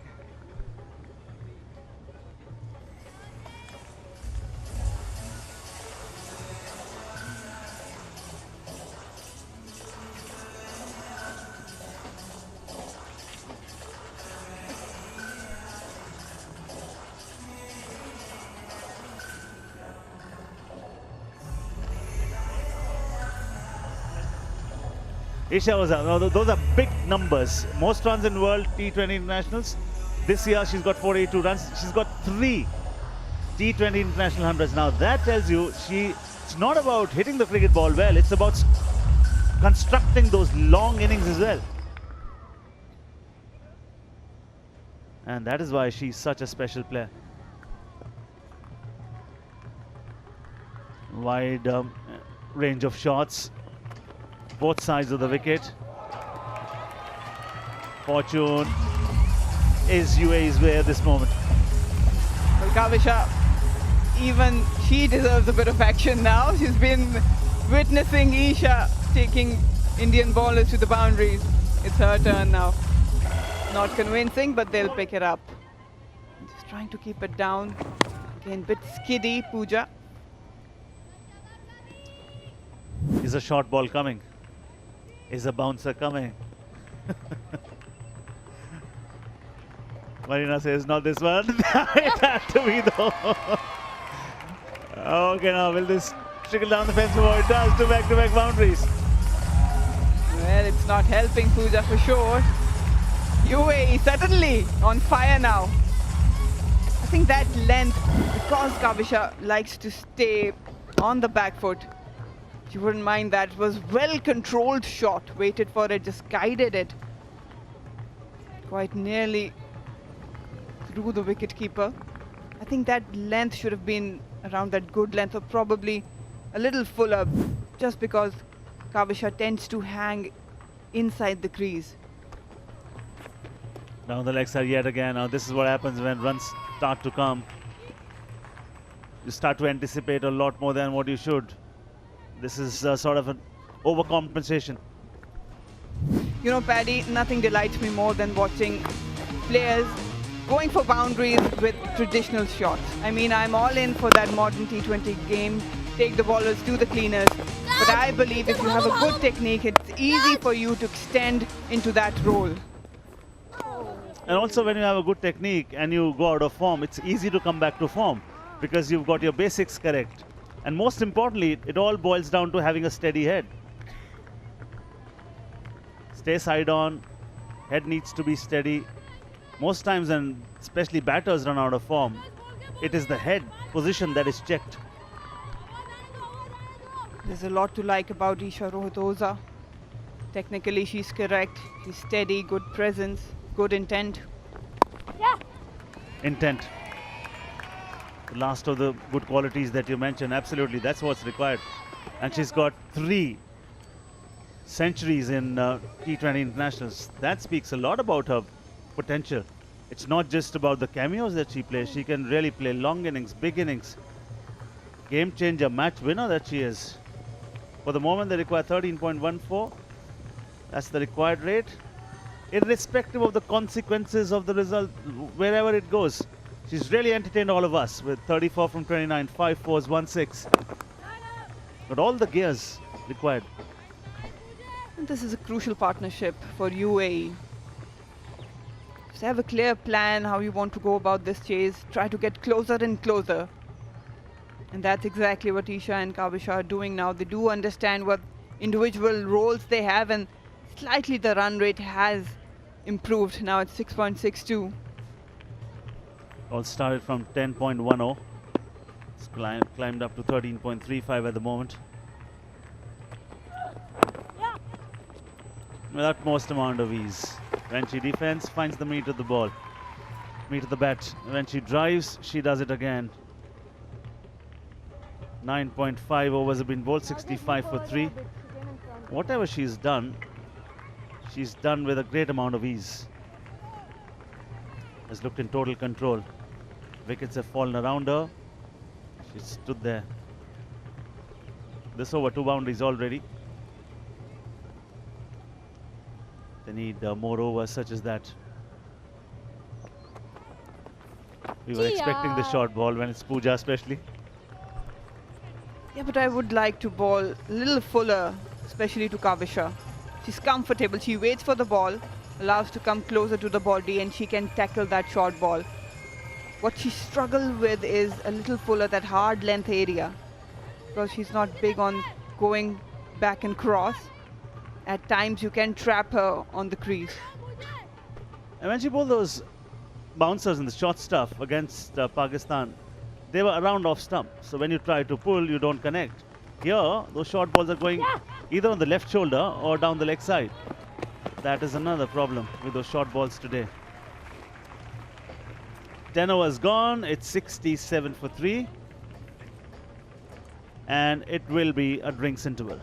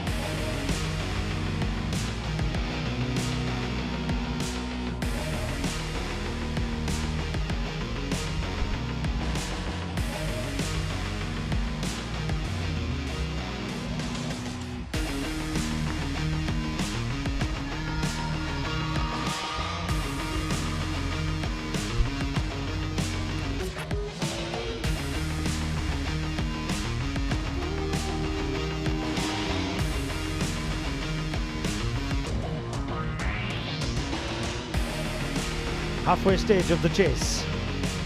Just in the last few overs, Isha Oza deciding that they may not get to 202, but while they're out there. Might as well match India for some of those big shots. Started cautiously, watchfully. Tanuja Kanwar bowled the second over, just fell short of picking up her first wicket. Hilda Satish got one right. Astakar in her first over tested the UAE captain. When Satish tried to take Renuka on, perished simplest of catches to Harmanpreet Kaur. Ranita Rajit came out with no desire in doubt, eventually cleaned up. And then in the last couple of overs, just a half chance over cover. There was extra wickets to be added. That of Dharni Dharka. And Nisha Oza is deciding that she's not going to just watch wickets fall at the other end, she's going to play some shots. Abhisha Kumari with a couple of handy boundaries as well. India expected to add to their points and net run rate, which makes the evening game, Nepal versus Pakistan, a must-win for Nidadar's side. That's what we've got for you. Super Sunday, double-header action, as we will have every day, right up until the semi-finals. Pakistan look to bounce back, being brushed aside by India, and Nepal to carry on a bit of a wave. Won their first game in the Asia Cup, beating the UAE, and they win another. Well, Smriti Mandhana is in a position of decision-making, just talking to the bowler, because Harmanpreet Kaur is just walking out. Harmanpreet Kaur just walked out after the drinks interval. And there she just needs a little time. We saw her not move with the most ease in the early parts of this innings. Missed a ball at mid-off, and it's a hot, demanding day. She batted a long time. So Mandhana's in charge for now. India very much in charge in the game. Mithali Raj and Marina Iqbal are in charge here in the commentary box. And yet you are the one who's doing all the talking so far. Ouch.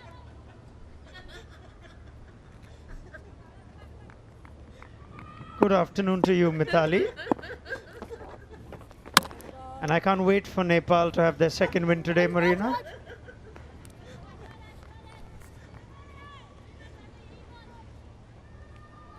See, I set that up for you. I'm gonna dodge that.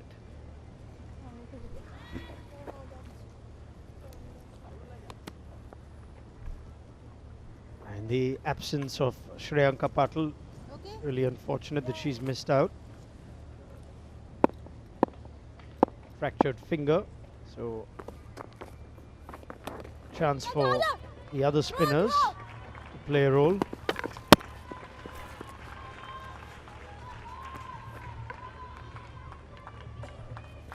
Just brewing this partnership between Oza and Kavisha. 33 of 21 deliveries. She's looked very well in control. Isha Oza always cherishes the opportunity she gets to bat.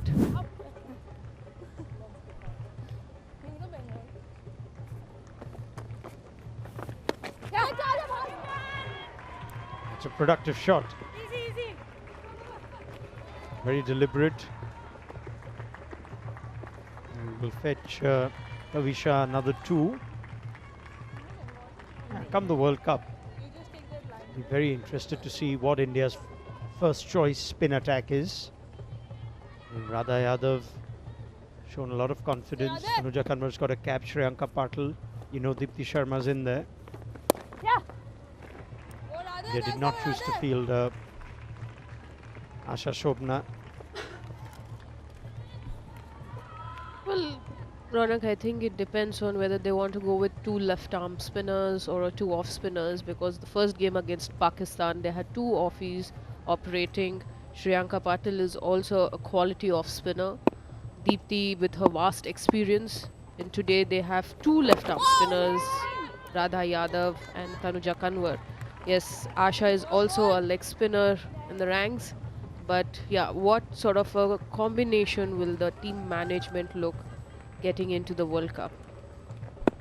Whether they're going to be flexible as per opposition, whether they're going to just field their best team regardless, waits to be seen.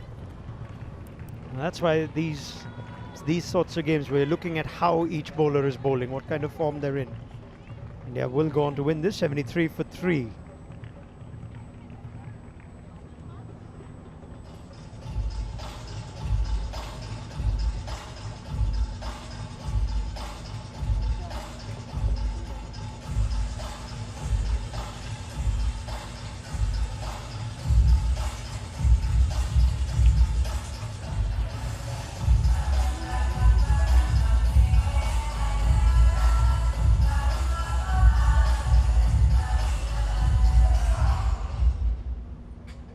Rather quiet looking UAE dugout. Mum's brought the kids along on Sunday.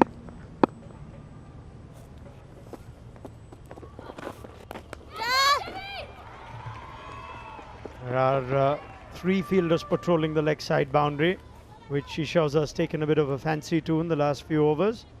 Had a quiet over after drinks, so maybe she'll resume some more attacking stroke play in this one.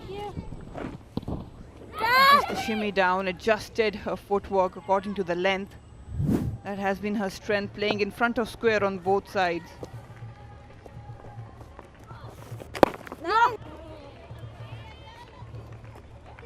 wily old customer Deepti Sharma, player of the match in the last game, 3 wickets. Took her to 250 international wickets.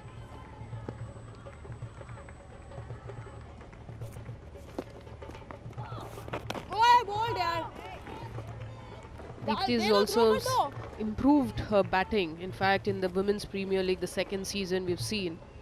We talk about favourite cricketer Suresh Raina. Yes, he comes from the same state as her. The left-hand bat. If not a cricketer, table tennis player. Now that's interesting. Who's the best table tennis player? Your time. Did you play table tennis? Who was the best in your dressing room? I've never seen any of them play table tennis though.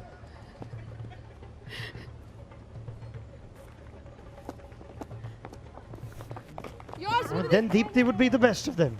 Well, only if she's not playing cricket.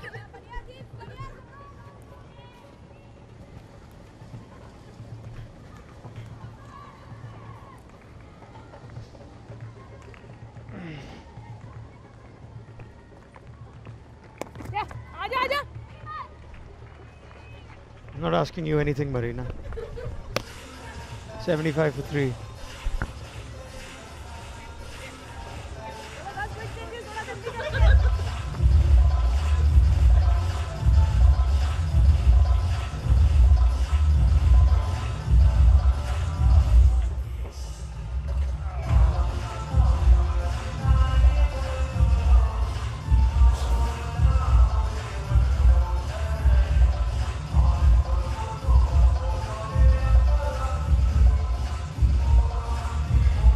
It's actually a respectable effort this from the UAE. They're going at 6.25, and but for Richa Ghosh's incredible surge towards the end of that innings where that worm just took off.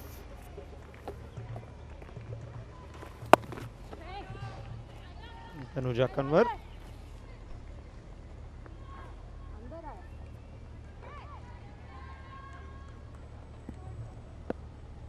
Pretty satisfied head coach.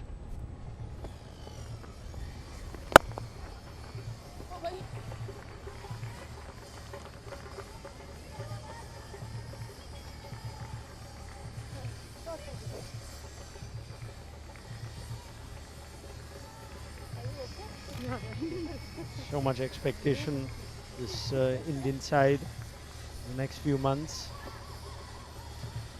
Richa Ghosh's innings was just going to shoot that higher and higher. And there's Richa Ghosh in action again. We could have ourselves a stumping, and that too of the UAE captain Isha Oza.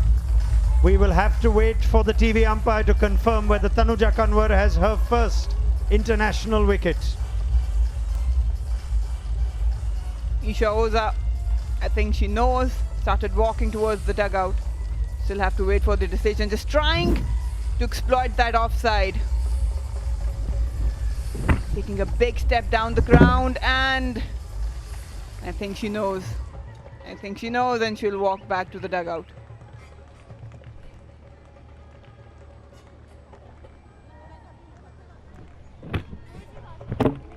She's trying to get that big boot down that heel. There's nothing grounded behind the line. Richa Ghosh was sharp behind the stumps, made no mistake. The TV umpire just needs a moment before Tanuja Kanwar will have memory she'll remember for life.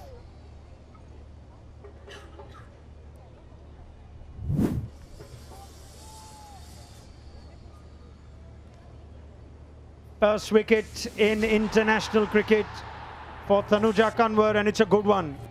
The UAE captain Isha Oza out-stumped. Smart bit of work by Richa Ghosh, who's having a wonderful day. First with bat and now behind the stumps. The UAE now have lost 4. Isha Oza has gone for 38. 76 for 4.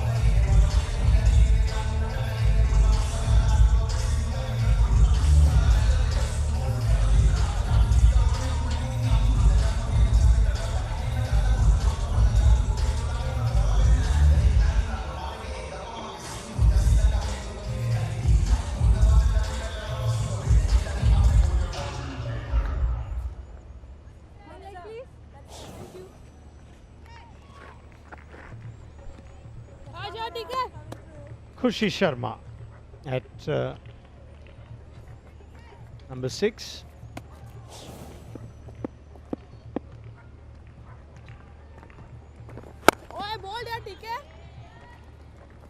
Fired that in. Previous one just tossed it up, invited Isha Oza to play the big shot.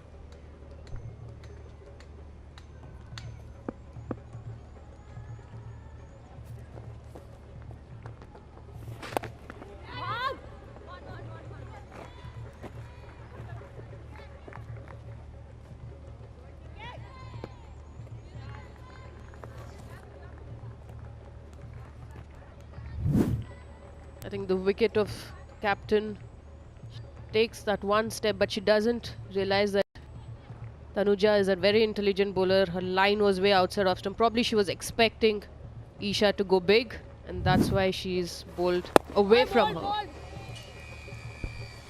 Successful over for Tanuja Kanwar. The UAE are 77 for 4.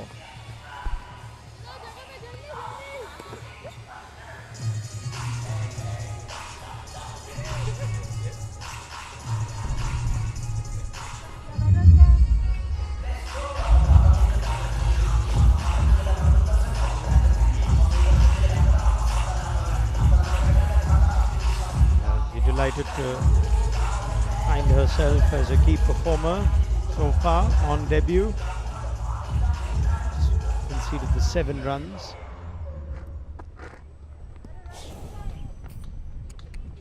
Five bowlers used so far. Smriti Mandhana is still calling the shots in the absence of Harmanpreet Kaur.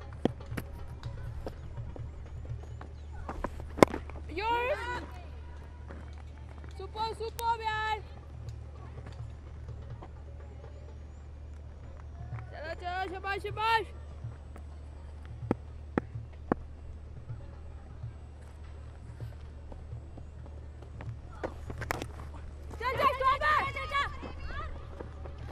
Yeah, what this batting performance, and we've touched upon it before, will do for the evening fixture as well. We've moved to a different surface after having 4 games on one pitch, and then just shown how good conditions are here. It's been an excellent effort from the ground staff here in Dambulla. Big shot attempted, and with great effect. Kavisha Kumari has cleared the boundary. She can hit it long too. In fact, quite long, that it is against the wind that she is hit. She required power, most important the timing, but I think she That swing of the bat has really helped her. Played with the spin into the wind, but it went a long distance. You can see just towards the end how the ball's almost held up, but it's still got enough on it to carry comfortably over the rope.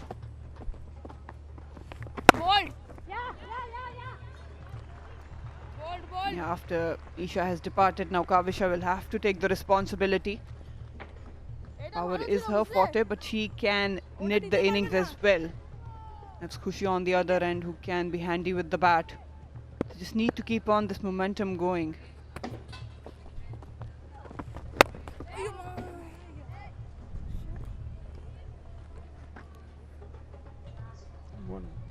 Seen the odd ball keep a little bit low.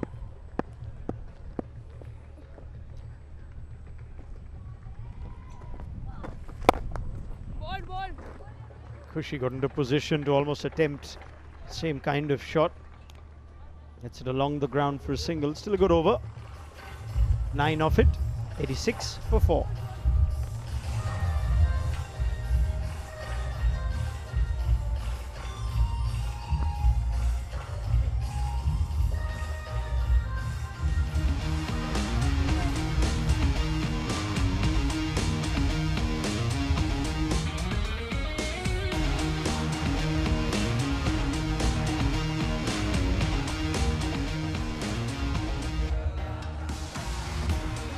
What a party it was last evening.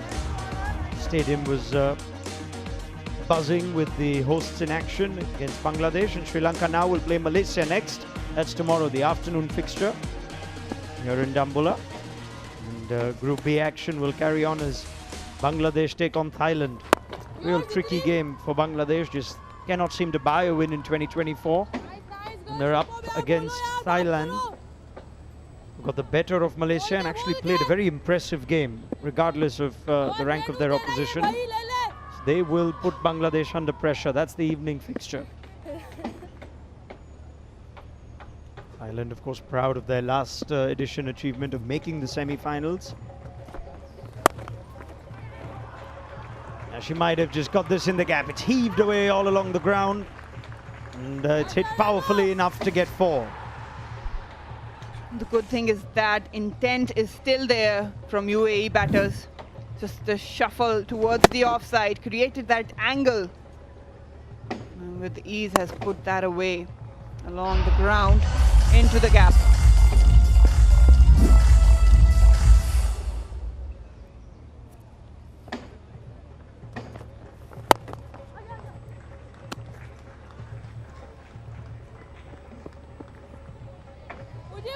Renuka Singh Thakur bowling out. 15th over. Picked up a couple of wickets to finish her spell against Pakistan. Already got 1 today.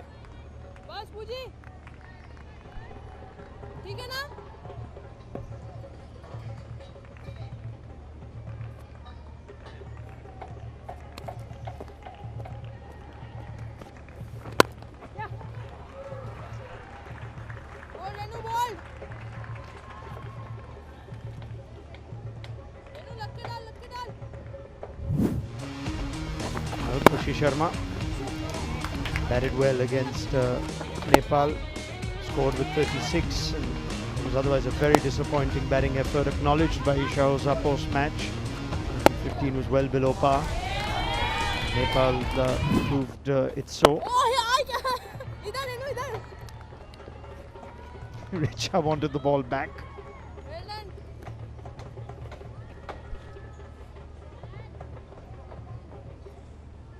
With qualification of the semis secure, it'll be interesting to see if India want to rest and rotate a few players, try other members of their squad. Game against Nepal.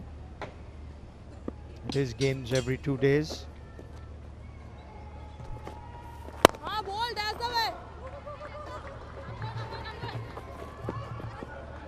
They might have the overthrow as well here.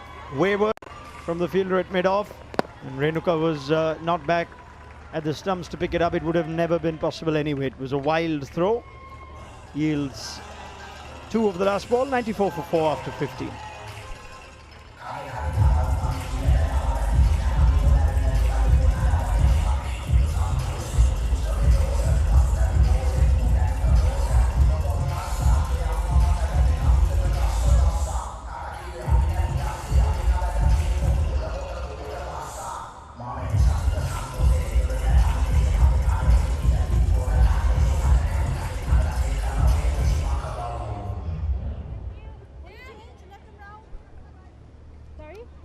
impossible is not the word that is there in any athlete's dictionary, but it's going to be quite a Herculean task chasing 108 from 30 balls, no doubt about that. I'm Padamjit Cheraut along with Isabel Joyce, former Ireland captain. Isabel, even if UAE don't win this, they will not be out of the race or the semi-finals still. No, well, a lot depends on this evening's game, so they'll be watching with keen interest. They obviously lost to Nepal in that first game, but Nepal looking for back-to-back victories. They're taking on Pakistan, who have had a horrible time recently. But yes, should Pakistan win that one, which you would expect them to be favourites, then UAE go into that last game and it'll be interesting. Yeah, and this is the game that Izzy was just talking about. Pakistan versus Nepal. Nepal beating UAE the last game. Pakistan was defeated by India. Gone wicket. As we talk about it, there it comes. Wicket number 5. I think she expected the ball to come more quicker than what Radha Yadav has bowled. It was way too short for her and she tried to play over. And she found the fielder quite easily there, Smriti Mandhana, who's leading at the moment because Harmanpreet Kaur has walked out, maybe a tight hamstring, and Kushi Mohan goes for 10, UAE 95 for 5.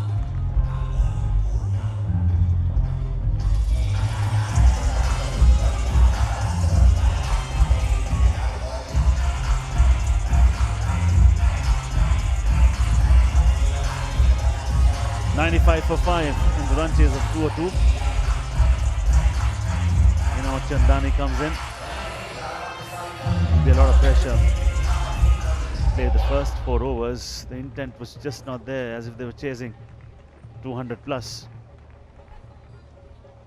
Well, I'm not sure that they were really trying to chase the 200, especially not after the first 4 overs. Maybe then you're reassessing and seeing, right, let's see how far we can get to India, but without just throwing all of our wickets away. Looking to score 200 against anyone is difficult, let alone the Indian attack.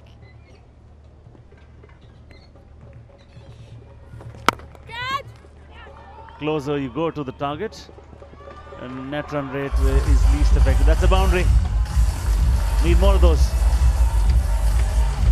They do have good middle order, UAE. They struggle in and around the 3-4 area, but these 3 youngsters coming in at 5, 6 and 7 have a good game plan when the field is out. They usually have a good game plan against the spinners as well, because that's what they're usually facing when they come out. Chandani's not going to hang around. 5 bowlers used by India so far. 1 to Renuka, 1 through Pooja, Deepti 1, Radha 2's taken 1.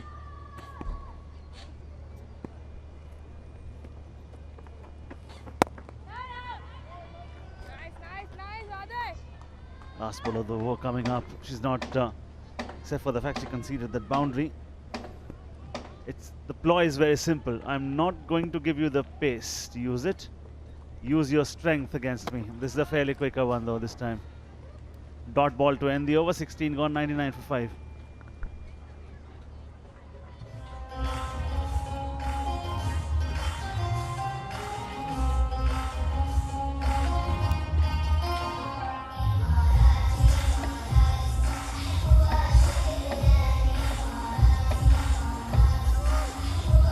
He's taking charge because Harman's not in the field at the moment.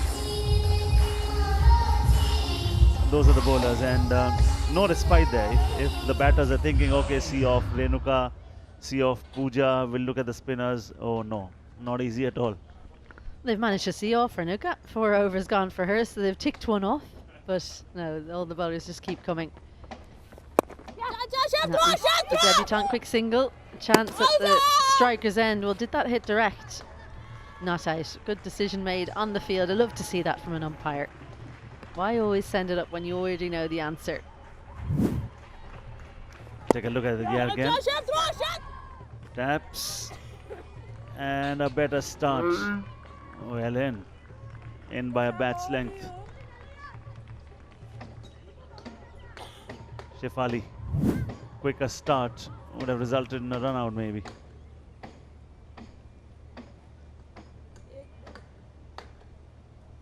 Harman not on the field.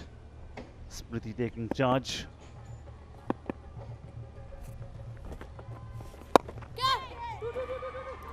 He's speaking about the intent, is he? And it was just not there. But the fact is, even if they lose this one, they're still not out of the race of the semi-finals. No, well, they'll, as I said, be looking at this evening. But I think when they reflect on this game, 101 from 16 overs against this attack, they'll take a lot of heart from that, because if they can perform like that in their final game, should Pakistan win this tonight, their final game is against Pakistan, you know, Pakistan's batting's not looking too flash at the moment. Maybe they'll think 120, 130, they could defend it. So that will give them some heart. Obviously, India's batting so good at the moment. Pakistan probably not up to that standard. So that's something to think about. If India wins all their games, remaining 3 teams supposedly are tied with a similar number of points. Then the net run rate comes into picture. Then maybe they look back at this game and say, oh, had we gone closer, maybe the net run rate would not be as bad. Good throw. Good intent being shown late on here. Good running. They have asked the question. I think she's home pretty easily. Yeah, from that position, you have to hit the stumps, which is always difficult. Deepti Sharma does a good turn and throw, but it's the bounce here. It's quite slow off the turf, and it's that from the collect to the stumps. That's why the direct hits get given out so much, and so often if you don't hit direct, it's safe. One intent was correct. It was flat, one bounce.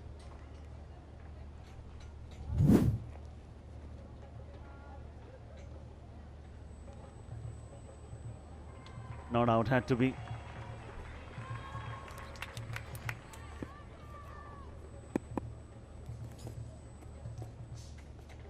Tanuja was the only change for India today, mind you. Patil got injured. And she's using the variations there, bowling from behind the crease. Well, this is why it's so difficult to face her, because she's a short bowler. She looks like she's bowling the same delivery, but from a longer distance. Look where she's released this from. You see her do this so often in the WPL, and it takes forever to get to you.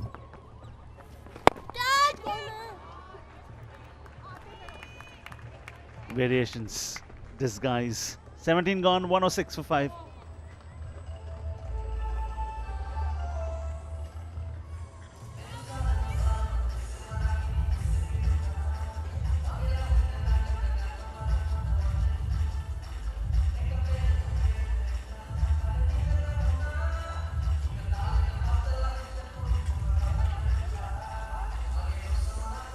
Now look at this one.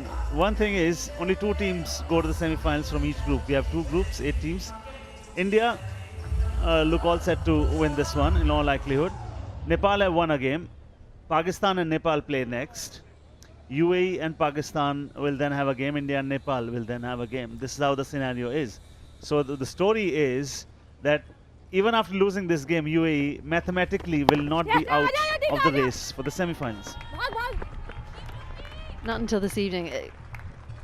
I mean, technically, if Nepal win their game, then UAE, they have their last game, their last group game, no chance. But UAE will play Pakistan in their final game. So should Pakistan win today and then UAE win in that final fixture, it's all net run rate. And with Nepal yet to face India, where you'd expect their net run rate to suffer, then it could get quite tight. Oh yes. I mean, look at this performance, Mithali. Good looking shot. Any area of concern for India, they need to strengthen, because sometimes when you're winning consistently, so many mistakes that you make, they get brushed under the carpet. I think if we have to talk about today's batting innings of India, I think I'm quite happy that everybody got an opportunity, got an outing there, whether it is Jemimah or Richa Ghosh, because Richa Ghosh wasn't part of the South Africa series at home because of the concussion. She couldn't play a couple of T20s. She got an outing today. So we seen pretty much everybody, right from the openers till Richa and Pooja, getting an opportunity. But yes, the number 3 slot is something that they probably have to relook, is because Hemlata has been given optimum opportunities at that slot. But if you are not able to get performance from someone who's been given a number of chances. I think maybe Jemmy can step up there. Chance you spoke about, chance it is, which has been grabbed. No mistake by Shefali Verma there. It was tossed up, opportunity was there. You had to go for it, and Hina departs. I was hitting with the wind, just didn't quite get enough of it. Shefali Verma did well underneath it because she stood still. She recognised that the wind was taking it, and I think that's why there was a little bit of a smile afterwards, because she thought, I've nearly made a mess of this. But in the end, took a couple of steps back and took an easy catch. Yeah, that's wicket number 6 falling. Hina getting out for 8. It is 107 for 6.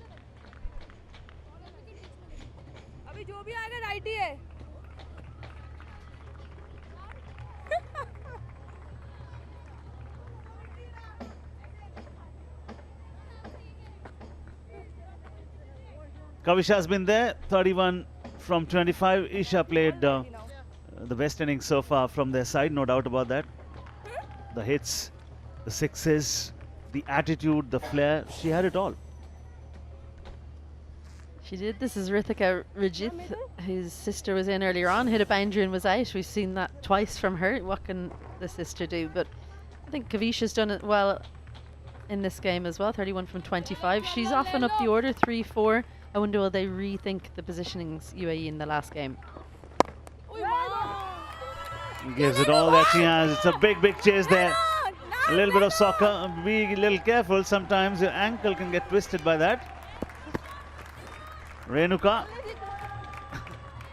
Do you know what? I'm actually pleased that she did that, because she was in no position to dive. We've seen a few people's knees go into the ground, and that's what happens when you're in the kind of position she was in. This is the catch. Just the back pedal there at the last minute from Shefali, because she was standing still. She thought it was going straight to her. Edged dive. Radhi Yadav, who we've seen in the last few games, be brilliant in the field. 2 overs left. UAE 110 for 6.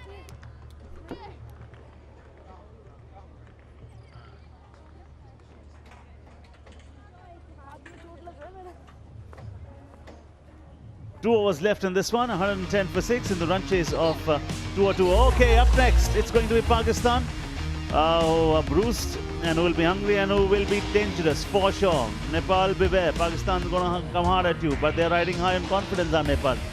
They beat UAE, registered their first ever win in Asia Cup. Before that, they had played 8 encounters, all of them unsuccessful in terms of wins.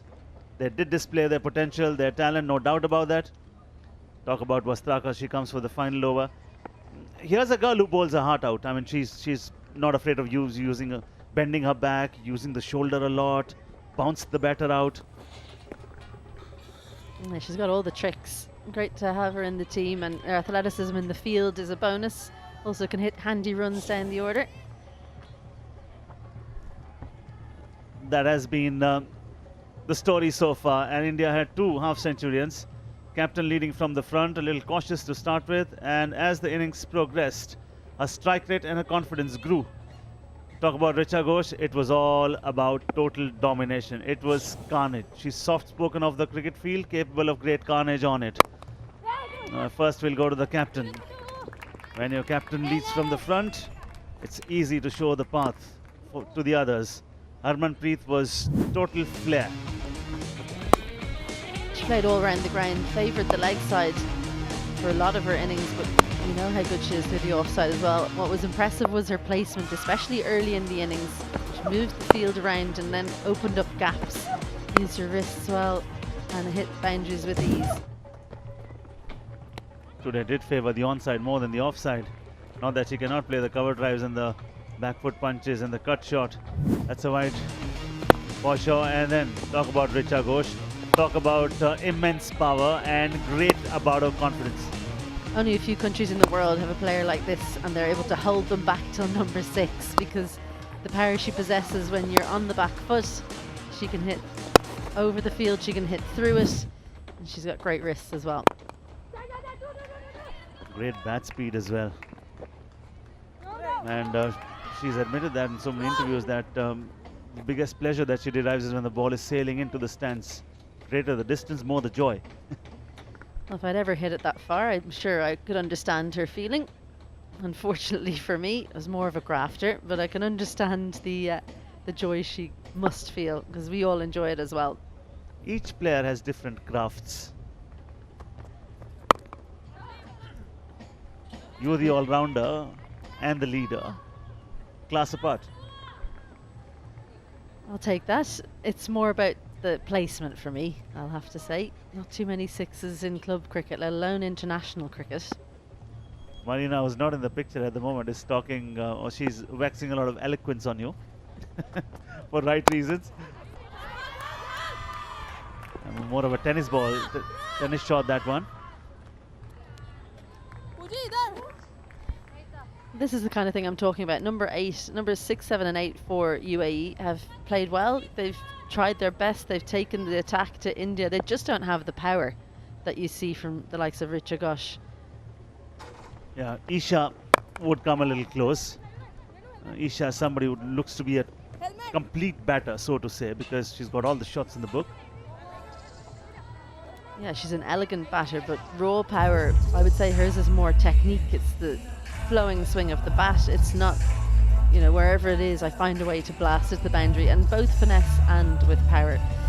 Another person with power, Harmanpreet Kaur, will be pleased. 201 for 5 against UAE, their highest.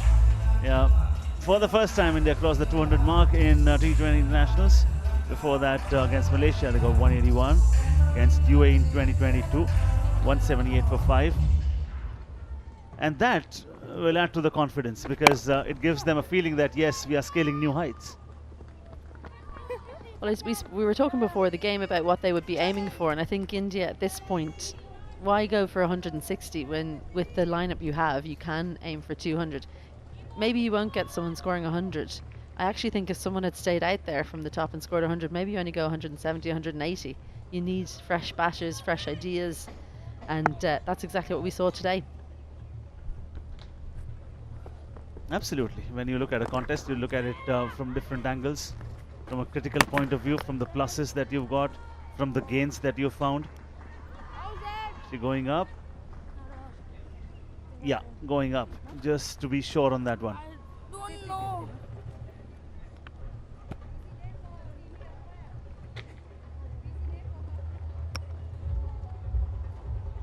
Good looking dive, that.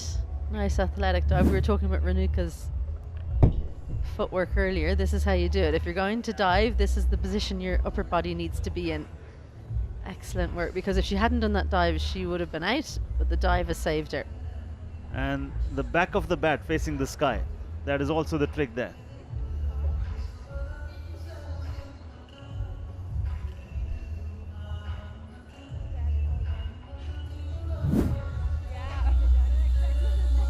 As you said, Isabel, great technique. That's the way you doubt, it's going to be not out. Yeah, for when you know you're going to have to dive, you have to get in position quite early on in the run. So you'll see when she's running the second half of this run, her body shape is already forward. Her body is already forward, so she's in a position to dive. We didn't see that earlier from Renuka, and that's why she had to use her foot. It's mere formalities right now. Spoke about the technique, the dive, how when you dive, the back of the bat has to be facing the sky. This time around, does she have a more valid case? I think she's laughing because she's had to dive twice in 2 balls. It's never comfortable. Well, here's the dive again. Look at her body position here, leaning forward early, and Richa Ghosh doesn't collect, and I think that's what saved her. She might not have got home, but the dive was good anyway. Smriti had already shown it.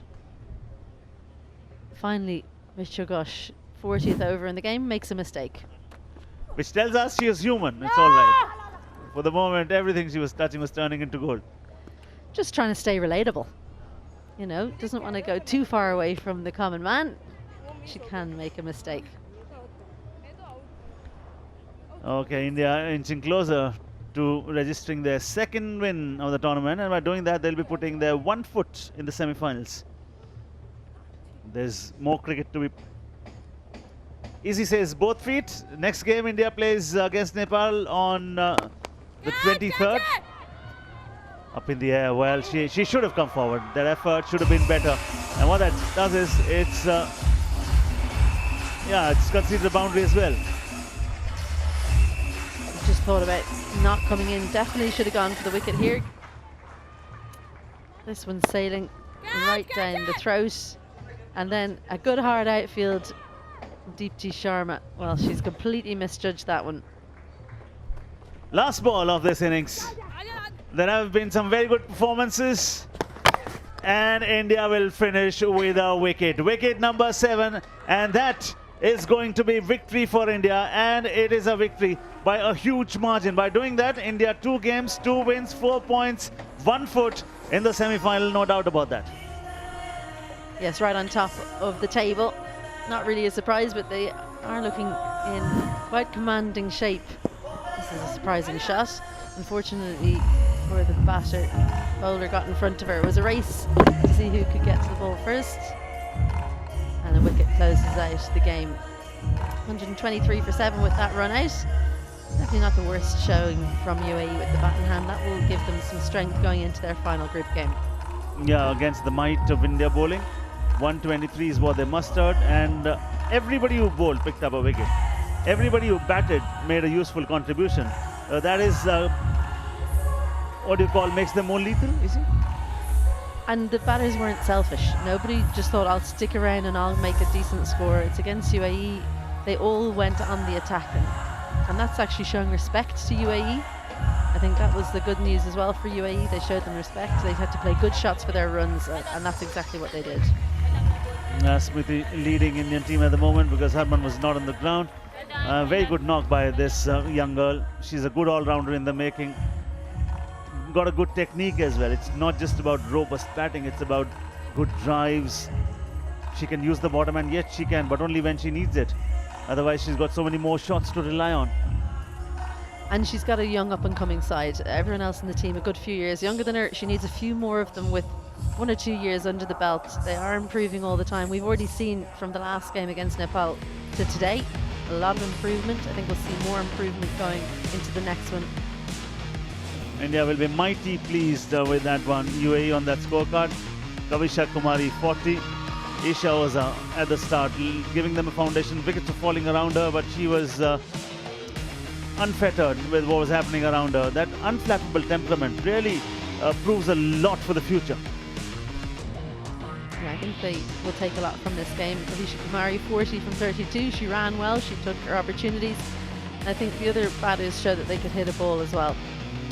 Partnership, the best one between Isha Oza and Kavisha Kumari. Those were the 2 best batters on show. Isha was first the mainstay, then Kavisha Kumari.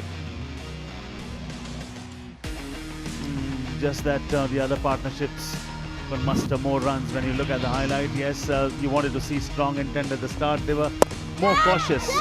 Wickets were coming, dive was made, and India was very, very tight in the first 4 overs or so. Isha Oza survived some good bowling from Vastrager in particular, was sweating on the short ball, but managed to see it out. And she did see her partner fall at the other end. In fact, a couple of partners fell. That was Rajith before she was bowled quite soon after, looking to give herself room. Vastrager was looking pretty nonchalant about her spell today. Did go for some runs when the edge was taken. That was a chance that Jemimah didn't quite get to, but then the fielder found. Yeah, and then talk about good stroke making. Yes, Isha Oza, she was busy crafting that innings. 2 sixes in that innings, a little bit of fortune every now and then. Kavisha Kumari, after her captain was dismissed, took up the mantle. She was the best bowler on show for UAE today, and arguably the best batter as well. A good all-round performance from the spinner. And she did see wickets fall at the other end with regularity, but she continued to attack right until the final delivery. Ina Hachandani's innings, bright and breezy, boundary and then out. A catch taken well in the deep by Shefali Verma.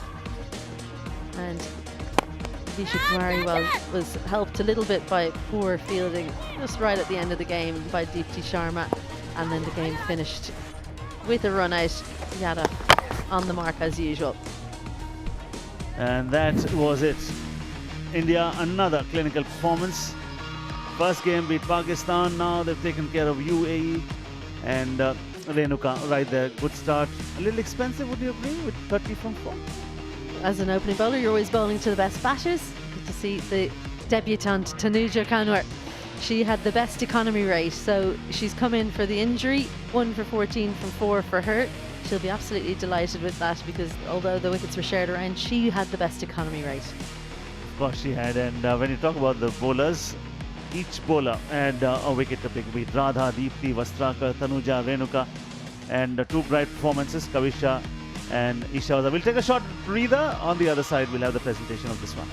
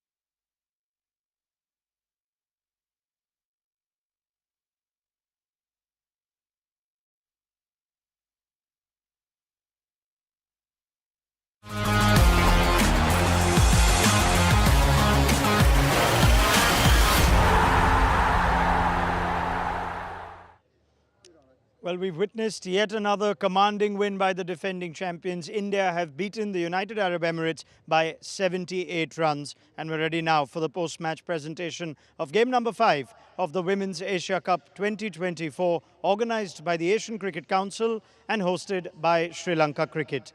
Might I first invite Captain of the UAE, Isha Oza, to have a chat, please.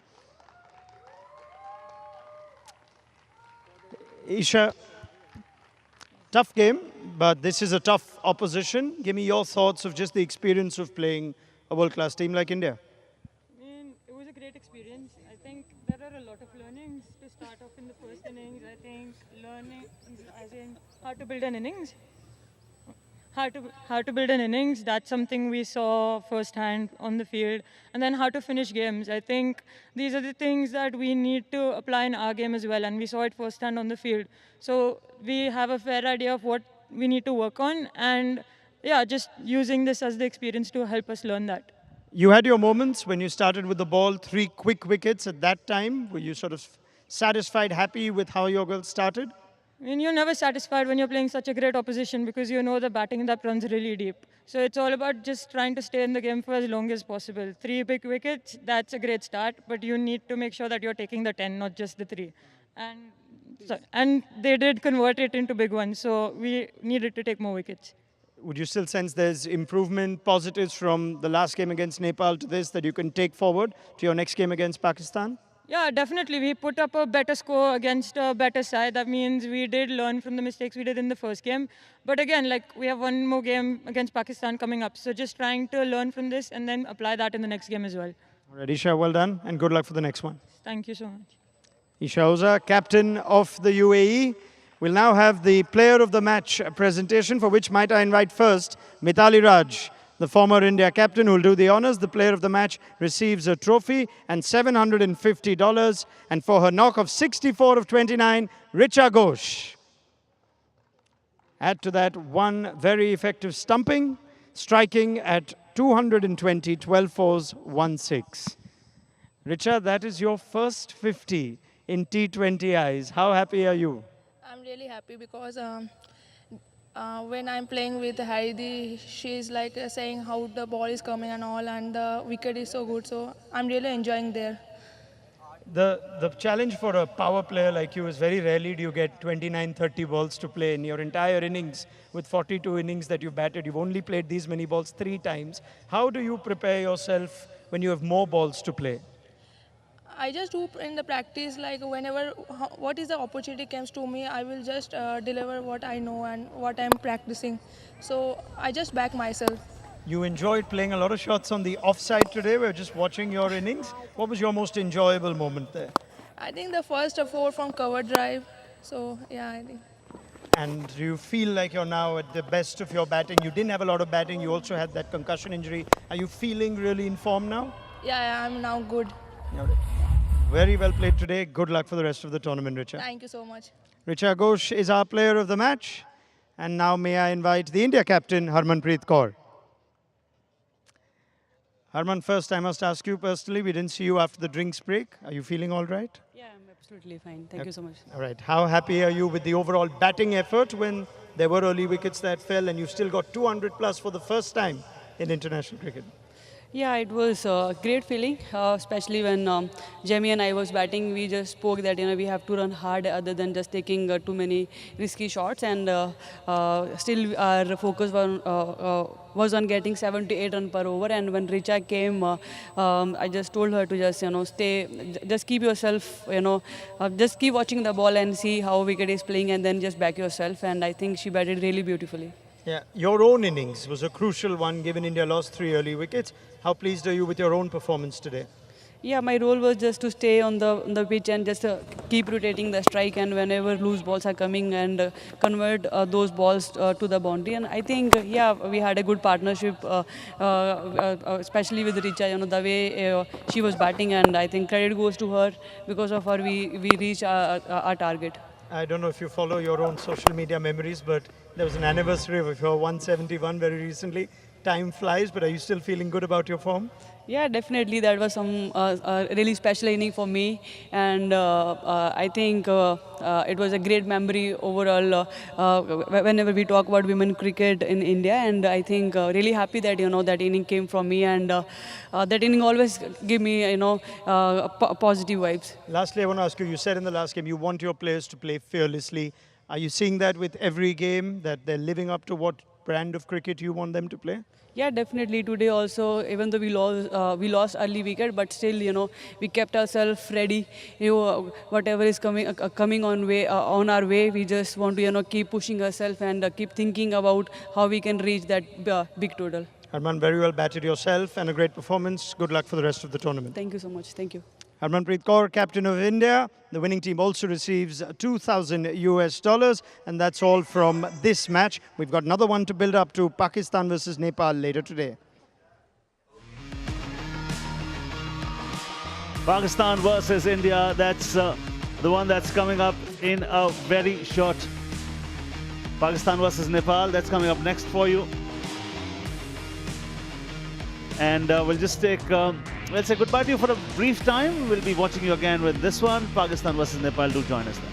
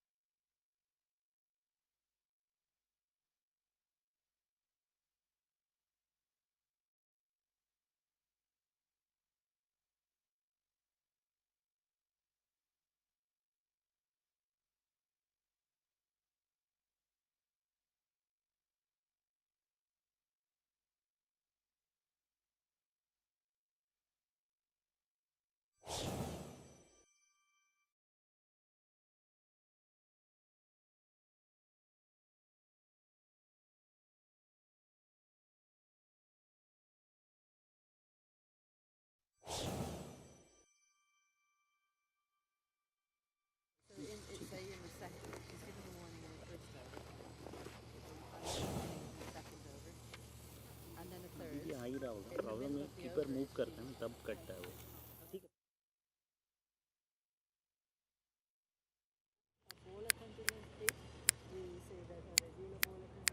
सही है sir सही है happy happy